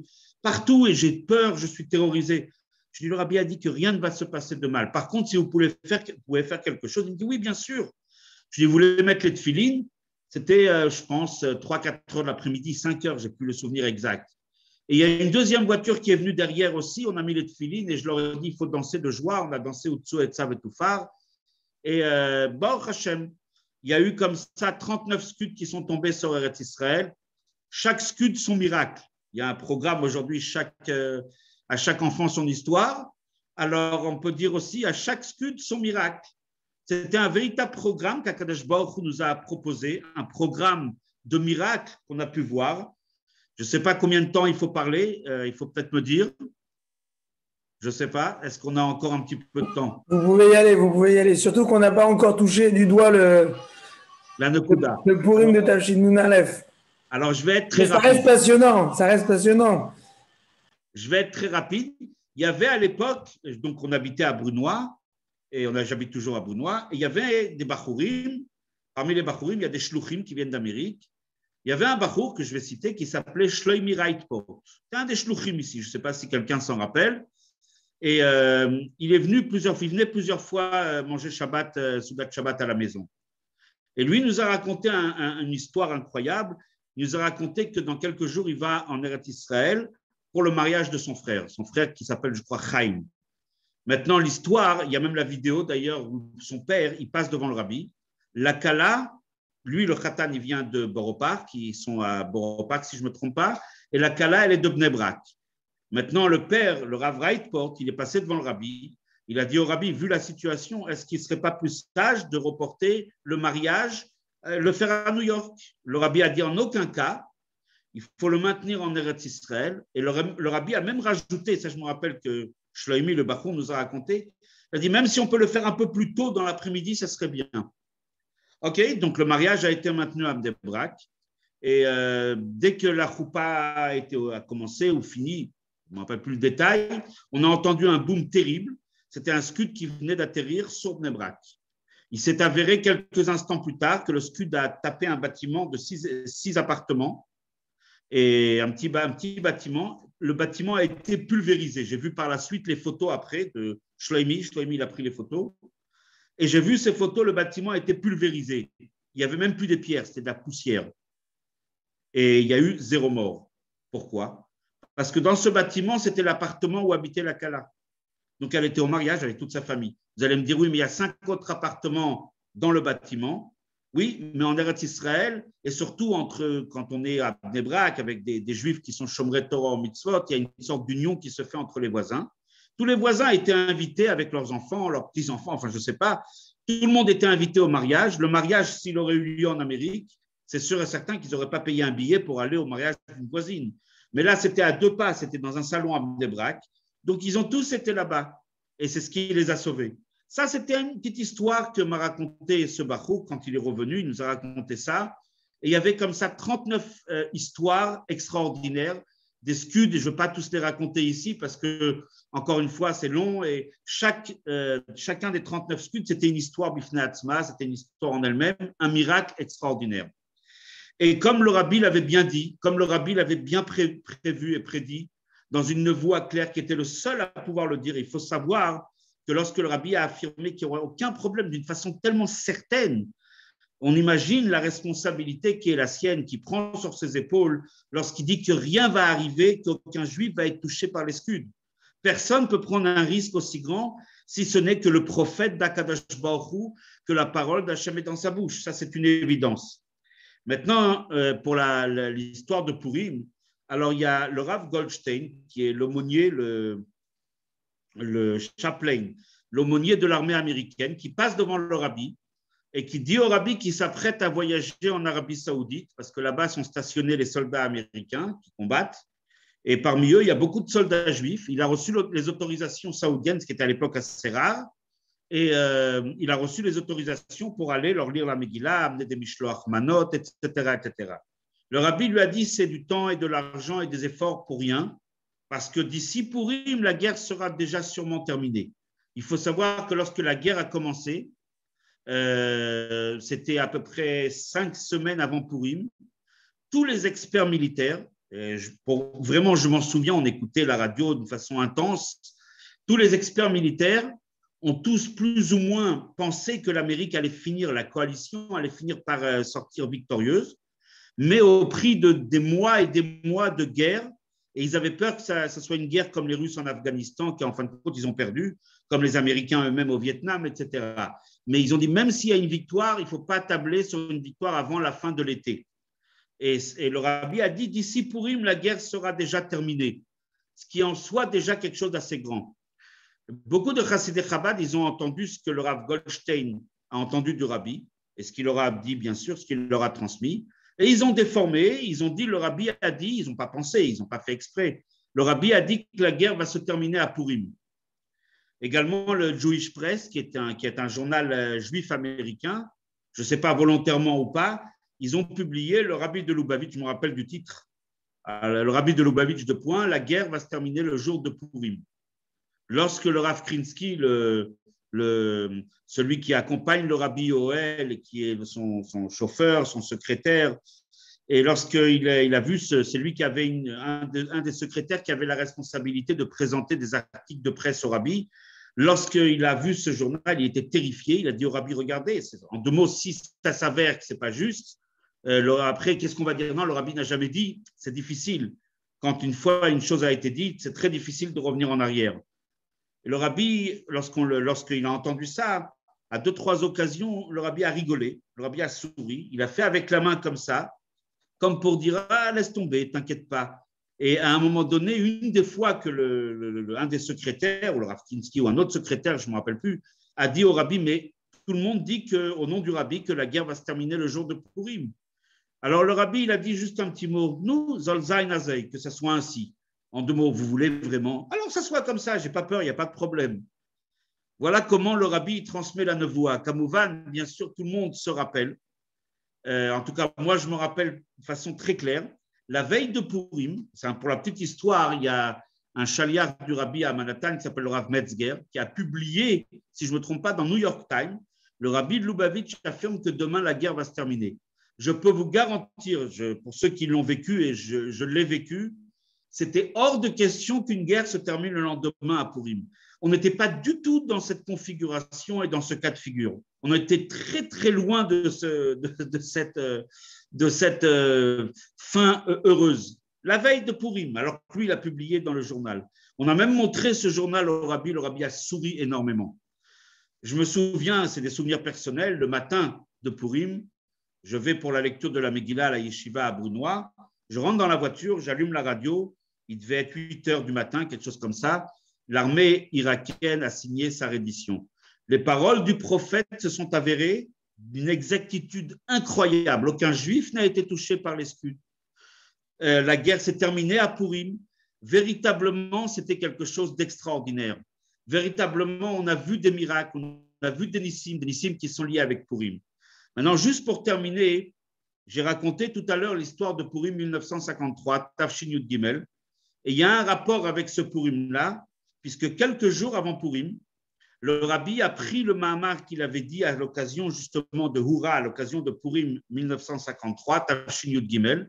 Le rabbi a repris ce Mahamar, il l'a corrigé, il l'a annoté, et il a demandé qu'on l'imprime et qu'on le distribue aux Chassidim. Et c'est un fait assez rare pour être souligné. Le rabbi a autorisé dans le Petach Davar, dans l'introduction que les Chassidim écrivent avant le Mahamar, que ce Mahamar a été dit à l'occasion de la chute du tyran, la chute de Staline Imarchemo. Et donc, le rabbi a fait distribuer ce Mahamar pour Purim. Tout le monde, par la suite, a compris qu'il y avait un lien direct. Et le rabbi, dans le Mahamar, il parle bien sûr de la chute de Haman. Et ce Mahamar, bien sûr, a, Baruch Hashem, amené la chute de Staline, Béchato à l'époque. Et bien sûr, tout le monde a compris que les paroles du rabbi, en particulier ce Mahamar de Chassidout, c'est ce qui a amené la chute de l'Irak, de Saddam Hussein, le Haman qui était revenu sous une autre forme par la suite.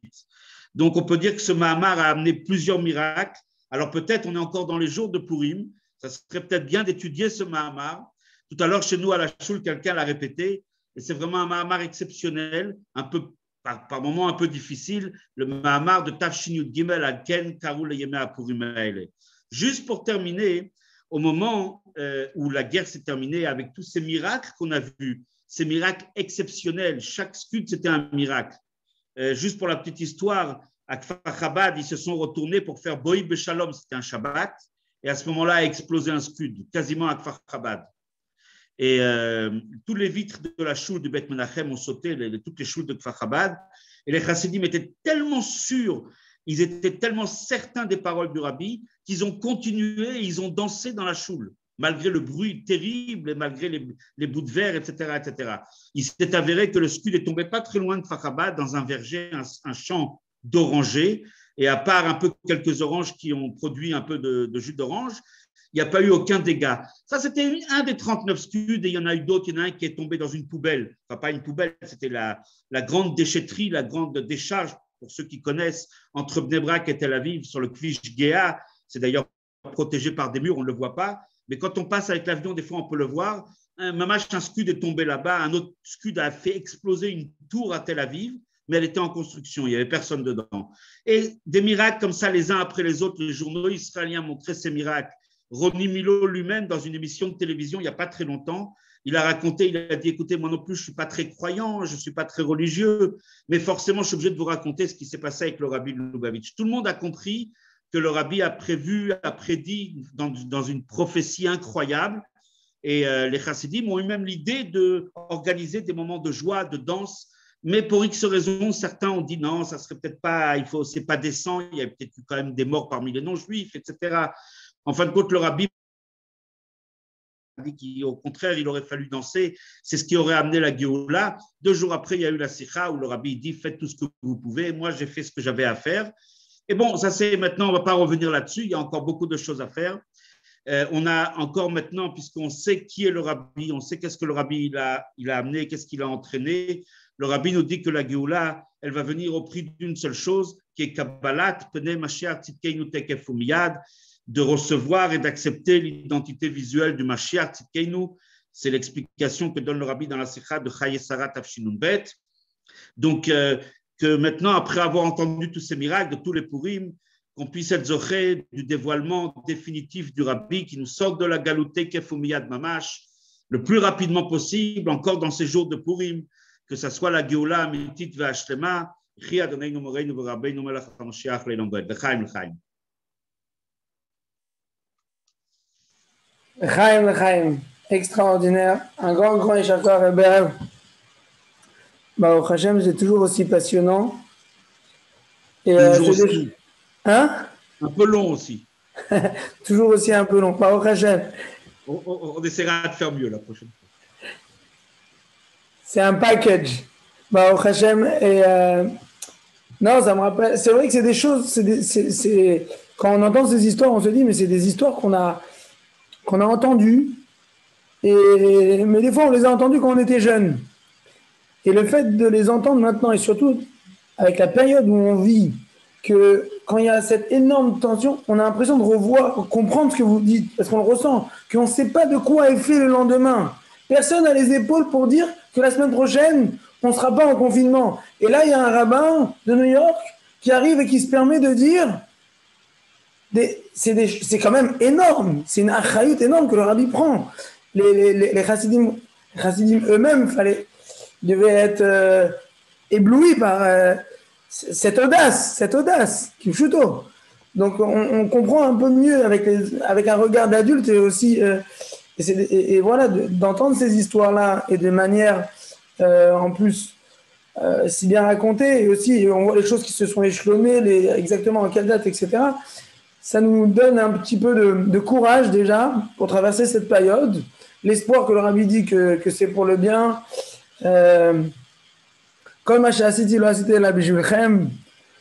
Et voilà, et maintenant, selon vous, si je peux me permettre, quelle serait l'approche je ne peux pas dire quelle serait l'approche de rabbi par rapport à la situation où on vit, mais quand il y a une tension, quand il y a une pression, quand il y a une inquiétude forte, quand il y a même une panique presque à bord, de quelle manière on doit réagir, nous les chassidim? On a plusieurs fois des gens, des Mekouravim, qui disent mais qu'est-ce que vous, les Chabad, le rabbi, qu'est-ce que le rabbi aurait dit sur ça selon vous, de quelle manière il aurait fallu, je parle en plan d'arrière quand on voit ces histoires-là, sur la guerre du Golfe, etc., de quelle manière on devrait peut-être s'y prendre en ce jour de Purim, si je peux dire, avec un Lechatri d'Ariber particulier. Je pense que la première chose, c'est une émouna et un bitachon d'amour dans Akadosh Baruch Hu. Bien sûr qu'on doit, ça ne veut pas dire on a une responsabilité quand on parle, toutes les mesures de précautions médicales, sanitaires, etc. Bien sûr qu'il faut faire très attention, ça c'est sûr. C'est ce que la Torah, elle recommande. Mais aucune panique, avec un bitachon d'amour, une confiance totale dans notre Créateur, dans notre Père, qui veut que notre bien, quand bien même on a vécu des moments difficiles, et il faut le souligner aussi parce qu'on ne doit pas occulter des choses. Il y a beaucoup de gens qui nous ont quittés, et la douleur, elle est en même temps intense, et ça, c'est quelque chose qui est vrai. Mais en même temps, nous qui avons la chance d'être là, d'être vivants, et de faire la jonction avec la Géoula qui va arriver d'un instant à l'autre, alors on n'a pas le choix, on ne peut pas se retourner en arrière, malgré la douleur. Encore une fois, je rappelle que le Tanya, il a terminé aujourd'hui, le Tanya qu'on a étudié aujourd'hui, le Perek Lamed Dalet, il se termine par une phrase du Zohar exceptionnelle. D'un côté, dans le cœur, il y a un peu de tristesse, mais de l'autre côté, il y a de la joie. Et le Admour Zaken nous dit que servir à Kadosh Baruch Hu, c'est uniquement dans la joie. Il y a des moments où la tristesse par rapport à une situation spirituelle négative, alors très bien. Mais en tout cas, c'est sûr et certain que bitachon d'amour dans Akadosh Baruch Hu, bitachon d'amour que tout va aller pour le mieux. Et dans les paroles du Rabbi, le Rabbi nous dit qu'on est déjà rentré dans la Géoula. Le Rabbi nous dit que le Mashiach s'est déjà dévoilé depuis le mois de Nissan, Tafshinun Aleph. C'est des mots du Rabbi très clairs. Le Mashiach s'est déjà dévoilé. Le Rabbi nous a dit qu'il nous parle avec prophétie, que la seule chose qui nous reste maintenant à faire, c'est d'accepter l'identité de Melech HaMashiach. Donc, au contraire, transformer quelque part ce sentiment qui nous prend de l'intérieur, parce que l'angoisse est un sentiment qui prend tout l'être, qui a la possibilité, la faculté de mobiliser toute la personne, mais de le mettre de côté et de le faire taire. Au contraire, nous, on doit transformer, on est à Purim, on doit transformer et prendre et avoir un sentiment qui nous anime tout entier, qui nous soulève, que chacun, il ait à côté de lui une bouteille de mashket, de vin, de bourra, peu importe, que chacun, il s'habitue de temps en temps à dire le Chaim. Encore une fois, on ne parle pas de se saouler, de dire un petit le Chaim, de dire un chapitre Teilim avec joie, de chanter un Nigun du Rabbi avec joie, d'étudier une Sikha du Rabbi, de vivre avec le Dvar Malchut et d'avoir cette émouna et ce bitachon d'amour que Kadosh Baruch Hu, il va nous sortir, Teikefumia de la Galoute. C'est ce sentiment que le Rabbi veut nous incruster à l'intérieur de nous. Et on sait très bien que, voilà, un court moment, on ne voit pas avec nos yeux le Rabbi, mais Teikefumia, ça va arriver plus vite que ce qu'on imagine. Je pense que ça, c'est la seule chose qu'on peut, voilà, pour répondre à ta question en quelques mots. Pas aller plus loin. Je crois. Bon, c'est vrai. Bon, ça nous ramène. Ces histoires, ils nous remplissent plein de Emouna et plein de c'est presque rassurant. C'est plein d'espoir, en fait. C'est plein d'espoir. Et il faut qu'on arrive à l'ancrer dans nous, au quotidien. Et aussi, les gens, ils attendent de nous d'être rassurés. Ils nous parlent, ils veulent être rassurés. Alors, on ne va pas les rassurer avec des informations scientifiques qu'on ne maîtrise nous-mêmes pas, mais on doit les rassurer de manière que, voilà, c'est fait, ça fait partie des signes de préparation et de finalité de préparation à Mashiach. Je vais peut-être, personne n'aime parler un peu de sa vie privée, mais je vais quand même dire un petit nekuda si ça peut encourager, si ça peut, pourquoi pas. Il y a bientôt un an, comme beaucoup de gens, j'étais aussi dans une situation pas à 100%, on va dire comme ça. Et je me suis retrouvé dans un endroit qui s'appelle Beit HaRefoua, un endroit de la guérison, et dans un endroit qui s'appelle, comme son nom l'indique, ça s'appelle réanimation. Et même pour dire l'histoire, ils étaient déjà presque en train de vouloir mettre des tubes, pour ne pas dire plus. Et j'étais bien sûr dans une situation où je n'avais pas trop la tête, mais j'ai pensé à une chose. J'ai dit, cet endroit s'appelle réanimation. Ça veut dire que je ne vis pas. Il faut me réanimer. Ça veut dire que je n'ai plus de chayout. Alors, la chayout gashmit, elle dépend de la chayout rouchanit. Et j'ai réussi, j'avais amené avec moi, j'ai réussi à emporter avec moi quand je suis parti là-bas, mon talit et tefilin. Et j'avais dedans, j'ai dedans un Beit Mashiach avec la photo du rabbi. Je l'ai sorti et je l'ai accroché quelque part dans la pièce. Je peux certifier que c'était au petit matin, pendant toute la nuit, j'ai des médecins qui ont dit « on se bat pour vous sauver la vie, monsieur ». C'est les mots que j'ai entendus. Quand j'ai réalisé que réanimation, ça veut dire d'abord il fallait rouhani, il fallait se réanimer, j'ai pris la photo, je dis je ne peux pas parler, je ne peux pas trop faire beaucoup de choses, mais au moins ça. Je peux certifier, mais je peux le dire, c'est quasiment à la minute où je l'ai mis, la situation a changé du tout au tout. Par la suite, le Rav Levi Azimov m'a envoyé 2 mirtavim du Rabbi pour me remonter le moral, comme refoua shlema. Et de temps en temps, j'ouvrais le portable quand ça allait déjà un petit peu mieux. Et quand j'ai vu ces 2 mirtavim du Rabbi, j'ai senti quelque chose à l'intérieur, comme quand on a froid, qu'on prend une soupe chaude, on sent la chaleur qui commence à rentrer dans le sang quand on prend un verre de l'chaim. Et ces 2 mirtavim que m'a envoyé le Rav Levi Azimov, ça a changé encore une fois. Et quasiment, je peux dire quasiment dans la demi-heure, dans l'heure qui ont suivi, ils m'ont envoyé en service déjà de pneumologie, enfin je ne sais pas, mais déjà fini la réanimation. Après, j'ai compris bien sûr qu'il y a aussi autre chose. On n'est pas là-bas uniquement pour des raisons matérielles. Il y a Sheva Mitzot de Noach, il y a Miftsaïm éventuellement. Bon, Hachem, c'est des histoires personnelles que, voilà, c'était il y a presque un an. On n'aime pas trop raconter des fois en public comme ça, mais je pense que ça peut donner beaucoup de courage. Si on sait transformer tout ce qu'on entend, tout ce qu'on ressent, et essayer de prendre vers Chayiten el Libo, ce n'est pas seulement par rapport à des situations catastrophiques, des fois au contraire, à Chay, quelqu'un qui vit, il prend les choses à cœur, il fait les choses jusqu'au bout. Alors on a une shlichut du Rabbi, on a une shlichut, Akadosh Baruch Hu, il veut de nous quelque chose, à nous d'éclairer ce monde, à nous d'amener la lumière et de ne pas tomber dans ce pessimisme, dans cette angoisse. Prendre les mesures qu'il faut, c'est sûr et certain. La Torah, elle nous le demande, d'écouter les rabbinim, de faire ce qu'on doit faire. Mais en même temps, c'est sûr, il ne peut pas être autrement que de réaliser, voilà, j'ai une shlichut à faire, j'ai une mission à faire. Le chaim, le chaim.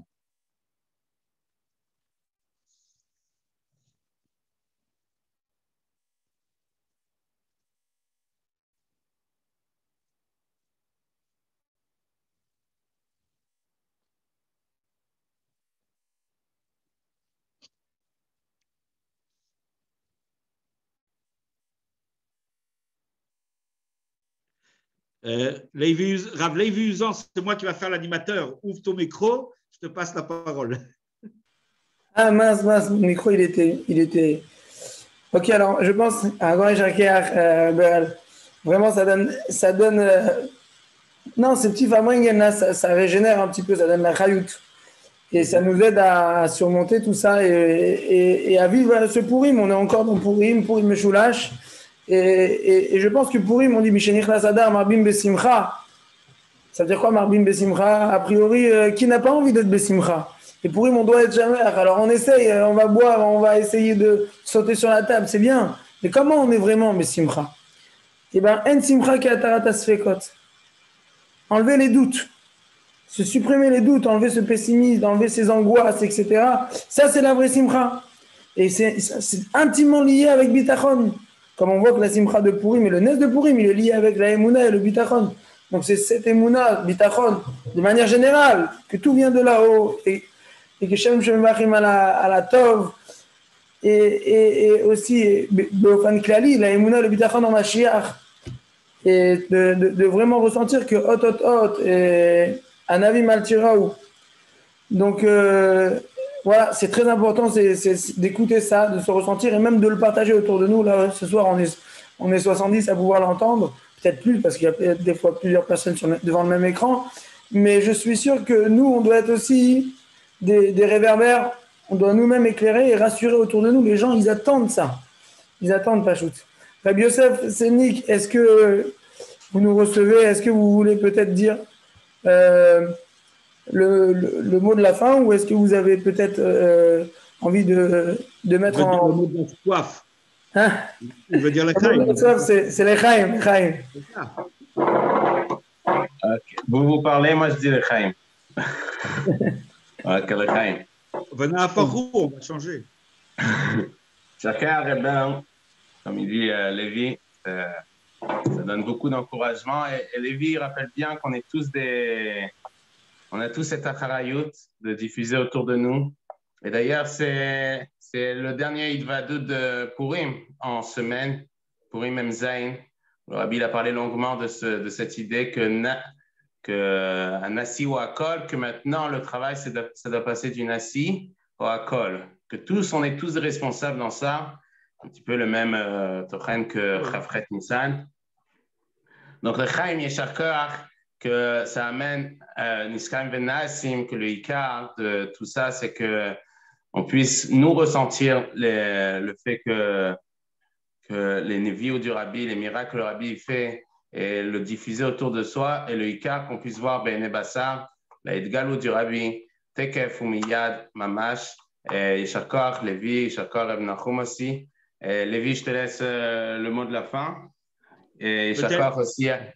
Je vais prendre encore un peu parce que tu m'as rappelé l'Idvadut de Purim Mzayin, j'étais là-bas quand le Rabbi l'a parlé, c'est vraiment le même tochen que la Sikha de Koach Nissan.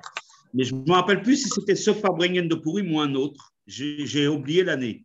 Mais c'est quelque chose qui m'a marqué, un des souvenirs qui est le plus fort. Le Rabbi a fini le Farbrengen de Purim. Et quand le Rabbi s'est levé, comme d'habitude, le Rabbi a commencé qui normal. Le Rabbi il a parcouru tout l'abima. Et avant de descendre les 3 marches, le Rabbi se retourne vers tout le Kahal et le Rabbi a dit avec un visage lumineux mais incroyable, un visage de Simchat Torah, pour celui qui s'en rappelle, le Rabbi il a dit comme ça quelques mots. Simchas Purim kol hashono kulo, comme ça le Rabbi l'a fait avec la main. Il a souhaité que Simchat Purim kol hashana kula, avec un visage qui était incroyable. Je l'ai encore, comme on dit, à l'intérieur. Et le Rabbi l'a fait avec la main. Toute l'année, le Rabbi l'a fait avec la main. C'était, je ne me rappelle plus quelle année c'était. J'étais quelques Purim là-bas, mais voilà, c'était un petit souvenir qui va nous aider à faire le pont jusqu'à la Géoula dans quelques secondes. Voilà. Amen. Amen.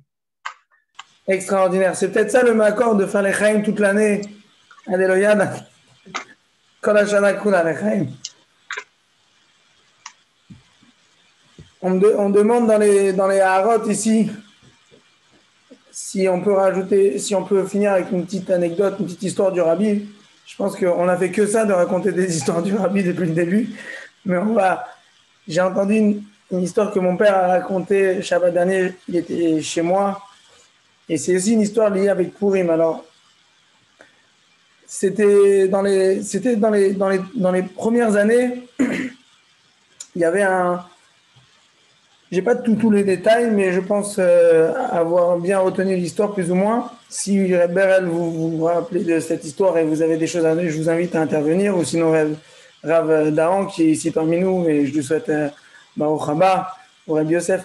C'était dans les premières années et il y a eu c'était un baroud d'Israël, un Froumaïd, un Chsidi Shehid, pas Chassid Chabad, avec des paillettes, etc., qui avait un shidour aux États-Unis. Donc, il a voyagé en bateau aux États-Unis. Il a rencontré la Kala, ça s'est bien passé, tata. Ils ont officialisé, ils commençaient à prendre les dates pour le mariage, etc.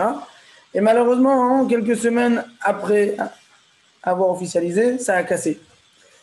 Il était très peiné, un peu anéanti par cette situation.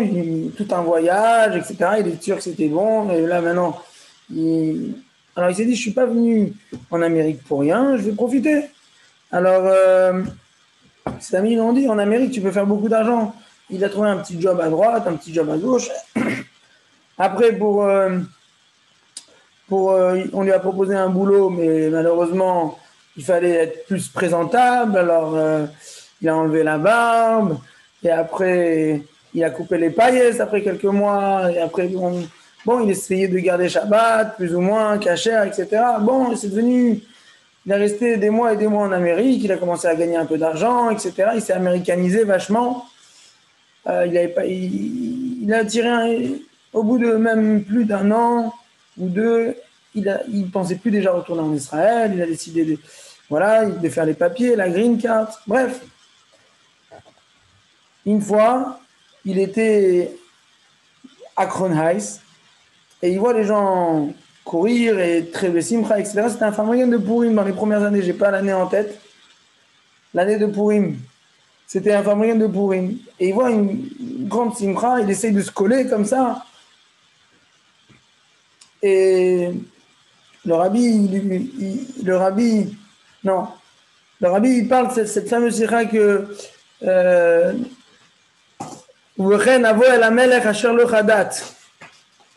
que même si on n'est pas vraiment prêt et on se considère qu'on n'est pas au niveau de se présenter devant le Melech Machem Lachim, etc., alors quand même, il faut savoir se présenter et qu'Akadosh Baruch Hu, il nous aime, il nous accepte et c'est jamais trop tard, etc.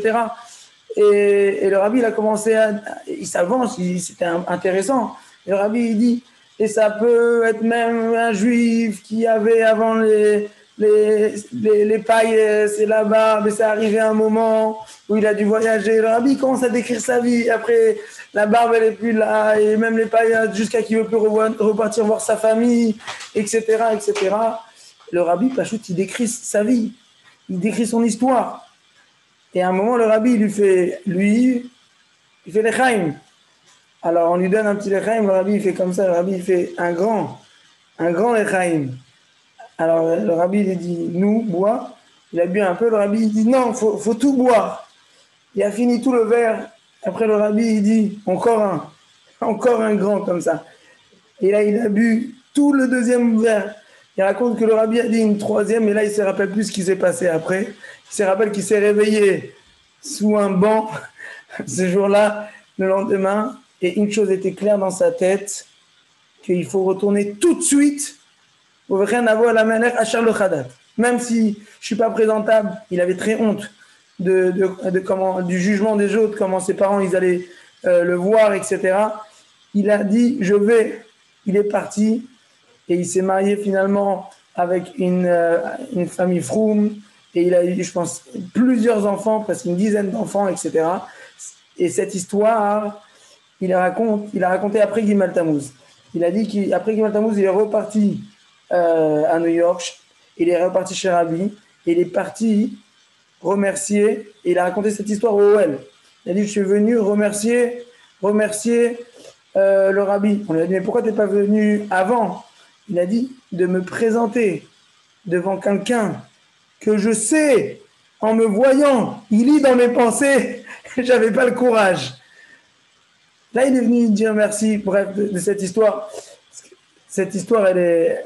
Bon, c'est pour il me dit que c'est une histoire qu'on ne saisit pas tout, etc. Mais c'est une yann là de Hachar, rien à voir à la Melech Hachar le Khadat, que des fois on s'imagine, est-ce que moi je suis au niveau de commencer à faire cette chose-là? Peut-être je devrais commencer à faire des choses plus basiques que je suis encore loin, ou ne serait-ce, moi je commençais à faire la morale à un autre, qu'il faut être plus Bessimcha, ou qu'il faut commencer à attendre Mashiach, alors que moi-même, j'ai j'ai de quoi m'occuper. Je ne suis pas au niveau de commencer à faire la morale aux autres, comme j'entends souvent. C'est pas vrai. C'est pas vrai. On a vécu quelque chose, on peut le partager, on doit le partager, et surtout, Akadosh Baruch Hu, il faut savoir qu'à ses yeux, peu importe ton niveau, il t'aime, comme on sait, comme le Rabbi explique, comme les Krouvim qui avaient un visage d'enfant, que c'est une Ahava Atzmit, c'est un amour qui est pas conditionnel, c'est un amour qui est ancré, qui est aîné entre Akadosh Baruch Hu et le peuple juif, et donc c'est jamais trop tard pour bien faire, et il n'y a pas d'atteindre un niveau pour pouvoir arriver à un autre. Chaim. Réberel, un petit mot pour finir avant de clôturer la. Attendez. Vous arrivez à parler, voilà, on vous attend. Je crois qu'il y a Rav Dahan que tu peux solliciter aussi, au moins un petit peu. Non, parce que on n'a pas une demi-heure. On a que. Alors justement, c'est pas à moi qu'il faut demander. Non, vous avez déjà parlé 3/4 d'heure. Je me suis dit que. Je vais Chaim. Quand tu as bien conclu, enfin on ne conclut pas vraiment, il n'y a jamais de conclusion, mais juste une chose, on est à Purim, alors on se trouve dans des moments très hauts, dans des moments où le Rabbi nous fait vivre Purim d'une façon exceptionnelle, et on se trouve vraiment tout en haut. Quand on est à Purim, on est le plus haut. Mais on connaît tous le Rabbi, comment le Rabbi nous éduque, que quand on est au plus haut, qu'est-ce qu'il faut faire maintenant? Aller encore plus haut. Tout le monde connaît quand il y a des gens qui passent devant le dollar, pour prendre le dollar, qui passent devant le Rabbi. Rabbi, j'ai donné de l'argent à la tzedaka, j'ai donné tant et tant, j'ai écrit un sefer, etc., etc. Ils attendent tous des compliments du Rabbi. Et le Rabbi, à chaque fois, leur dit Mishesh Shlomaner, Rotsematim, celui qui a un, il en veut deux. Toujours, le Rabbi nous dit qu'il faut aller encore plus haut. Je me souviens que j'étais pour Purim Tafshim Membet chez le Rabbi. Et j'étais un peu jeune, ça fait 1982, et j'avais amené un groupe de Français. BSM, c'était mon père, il amenait tous les ans à Purim un groupe, mais cette année-là, au dernier moment, il a pas voulu aller pour une raison très simple, c'est que Shushan Purim, en l'occurrence aujourd'hui, c'est le Yortzeit de son père, de mon grand-père. Donc comme ça sera l'Eilui Nishmato, c'était aujourd'hui. Reb Shimon Bereb Pinchas Gedalia. Et donc, il a voulu, il a voulu aller sur le Tzion, sur le kever de son père. Il m'a demandé est-ce que je peux, moi, prendre le groupe. J'avais à l'époque même pas 18 ans. Au début, j'étais un peu bon. À la fin, j'ai pris. Il y avait une cinquantaine de jeunes et de moins jeunes, peu importe. Et voilà, donc on les a guidés. Voilà, c'était un Purim très, très joyeux, Purim Tafshim Membet. Pendant presque une demi-heure, on a chanté We want Mashiach now, we want the Rabbi. Il y avait une simcha qui était incroyable. Le Rabbi a demandé que quelqu'un il rende quitte les autres de Had de l'Oyada. Et donc, il y a un juif d'Eretz Israël qui a dit le Chaim et qui a fait une galipette devant le Rabbi. Le Rabbi a été très joyeux. C'était un Farbrenien très, très joyeux.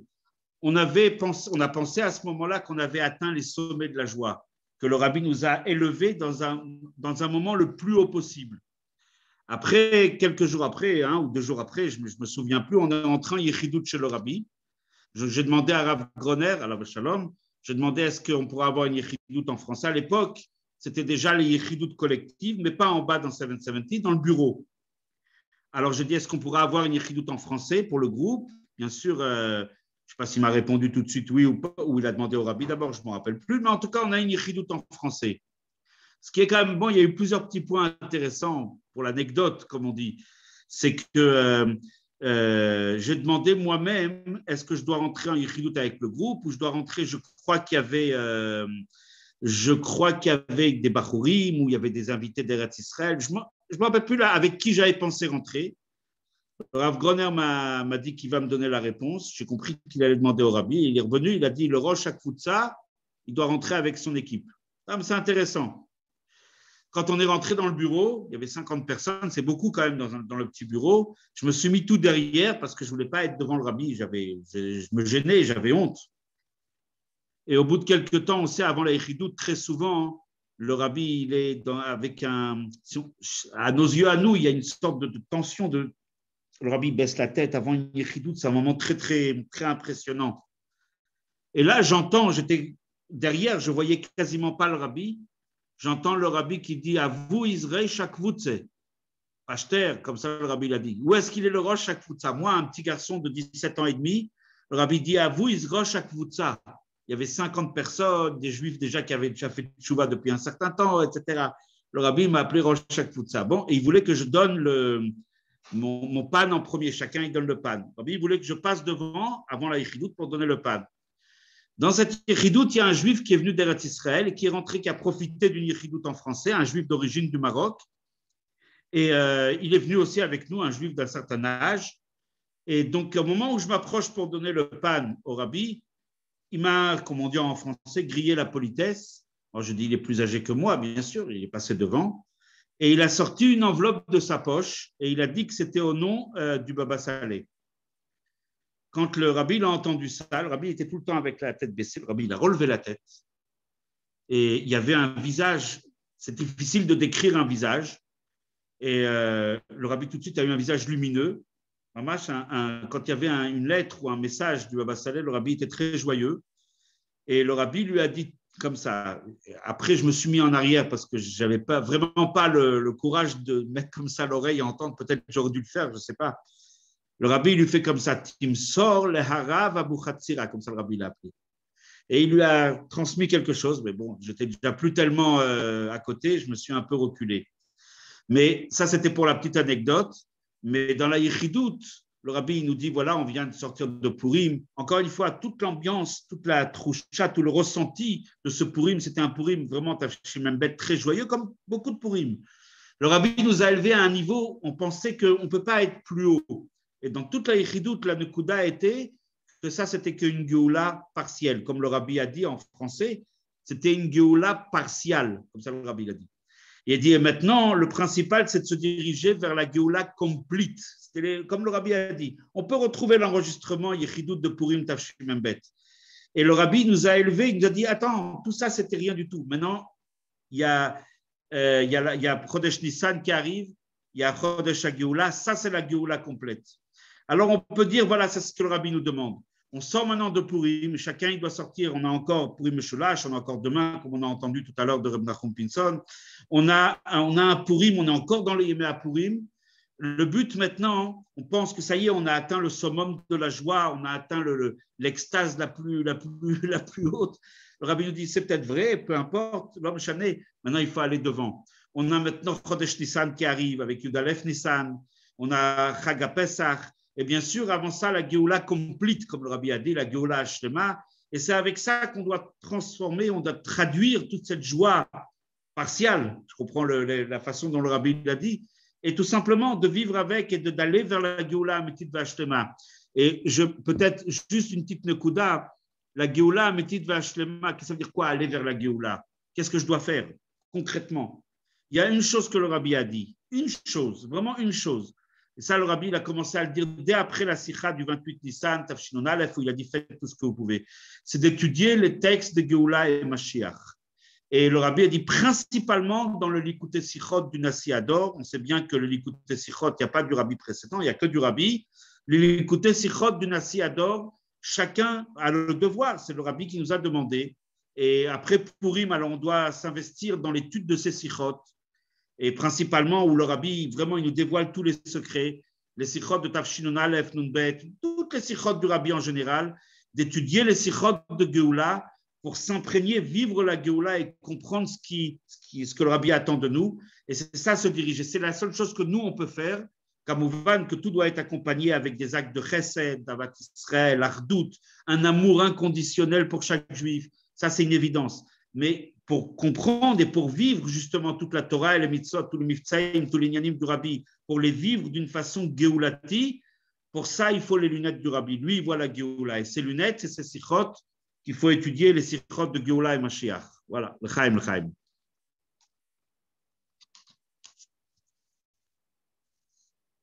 Ouvre ton micro.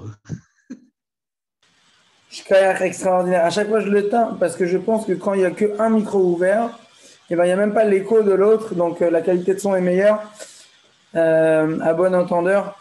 Alors, les amis, ce que je veux déjà remercier, c'est les orateurs qu'on a eu aujourd'hui, les rabbinim qui nous ont témoigné, Nahum Pinson, Beryl Pachter, Yosef Selnik, et tous les organisateurs qui sont derrière la mise en place de cette soirée, donc Menorah Live, etc. Ils vous envoient des messages un peu au-dessous si vous voulez vous enregistrer. Ils ont des groupes WhatsApp où ils vous préviennent dès qu'il y a un événement à ne pas rater sur Zoom ou autre. Ravuzan, Oui. excuse-moi. Si déjà tu parles d'autres événements, on a depuis la semaine dernière Commencez le Dvar Malchut. Voilà, Ouais. à l'initiative de quelques personnes, l'Eilou Nishmat de Rav Zawi, de Akitsu Veradono Shochna Afar, et l'Eilou Nishmat de beaucoup de gens qui nous ont quittés. Le shiur qu'on donne d'habitude sur le Facebook du Bet Rabat de Neuilly, dorénavant, il est depuis 2 semaines déjà, il est diffusé aussi sur Menorah Live en direct, et voilà. Donc c'est tous les mardis, c'est ça? Tous les mardis soirs à 9h, oui. Donc voilà. Par d'autres personnes aussi, d'autres rabbinim. Donc voilà, on a parlé de l'initiative à prendre, la harlata à prendre, et maintenant vous nous donnez directement l'adresse et le lieu avec l'horaire et la date. Donc c'est exactement ça. Maaseh Bepoel, vive avec Mashiach. Et je voulais, voilà, bon, on est 30 jours avant Pessah, oui, c'est ça. Shoshim Yom Lifnei Hag.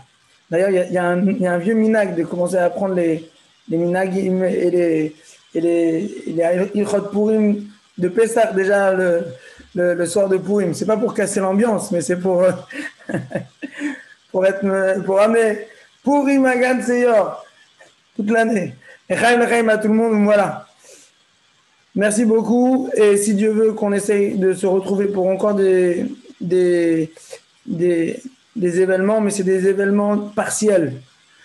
On attend l'événement complete. C'est la venue de Mashiach très bientôt, les Chaim. Chaim.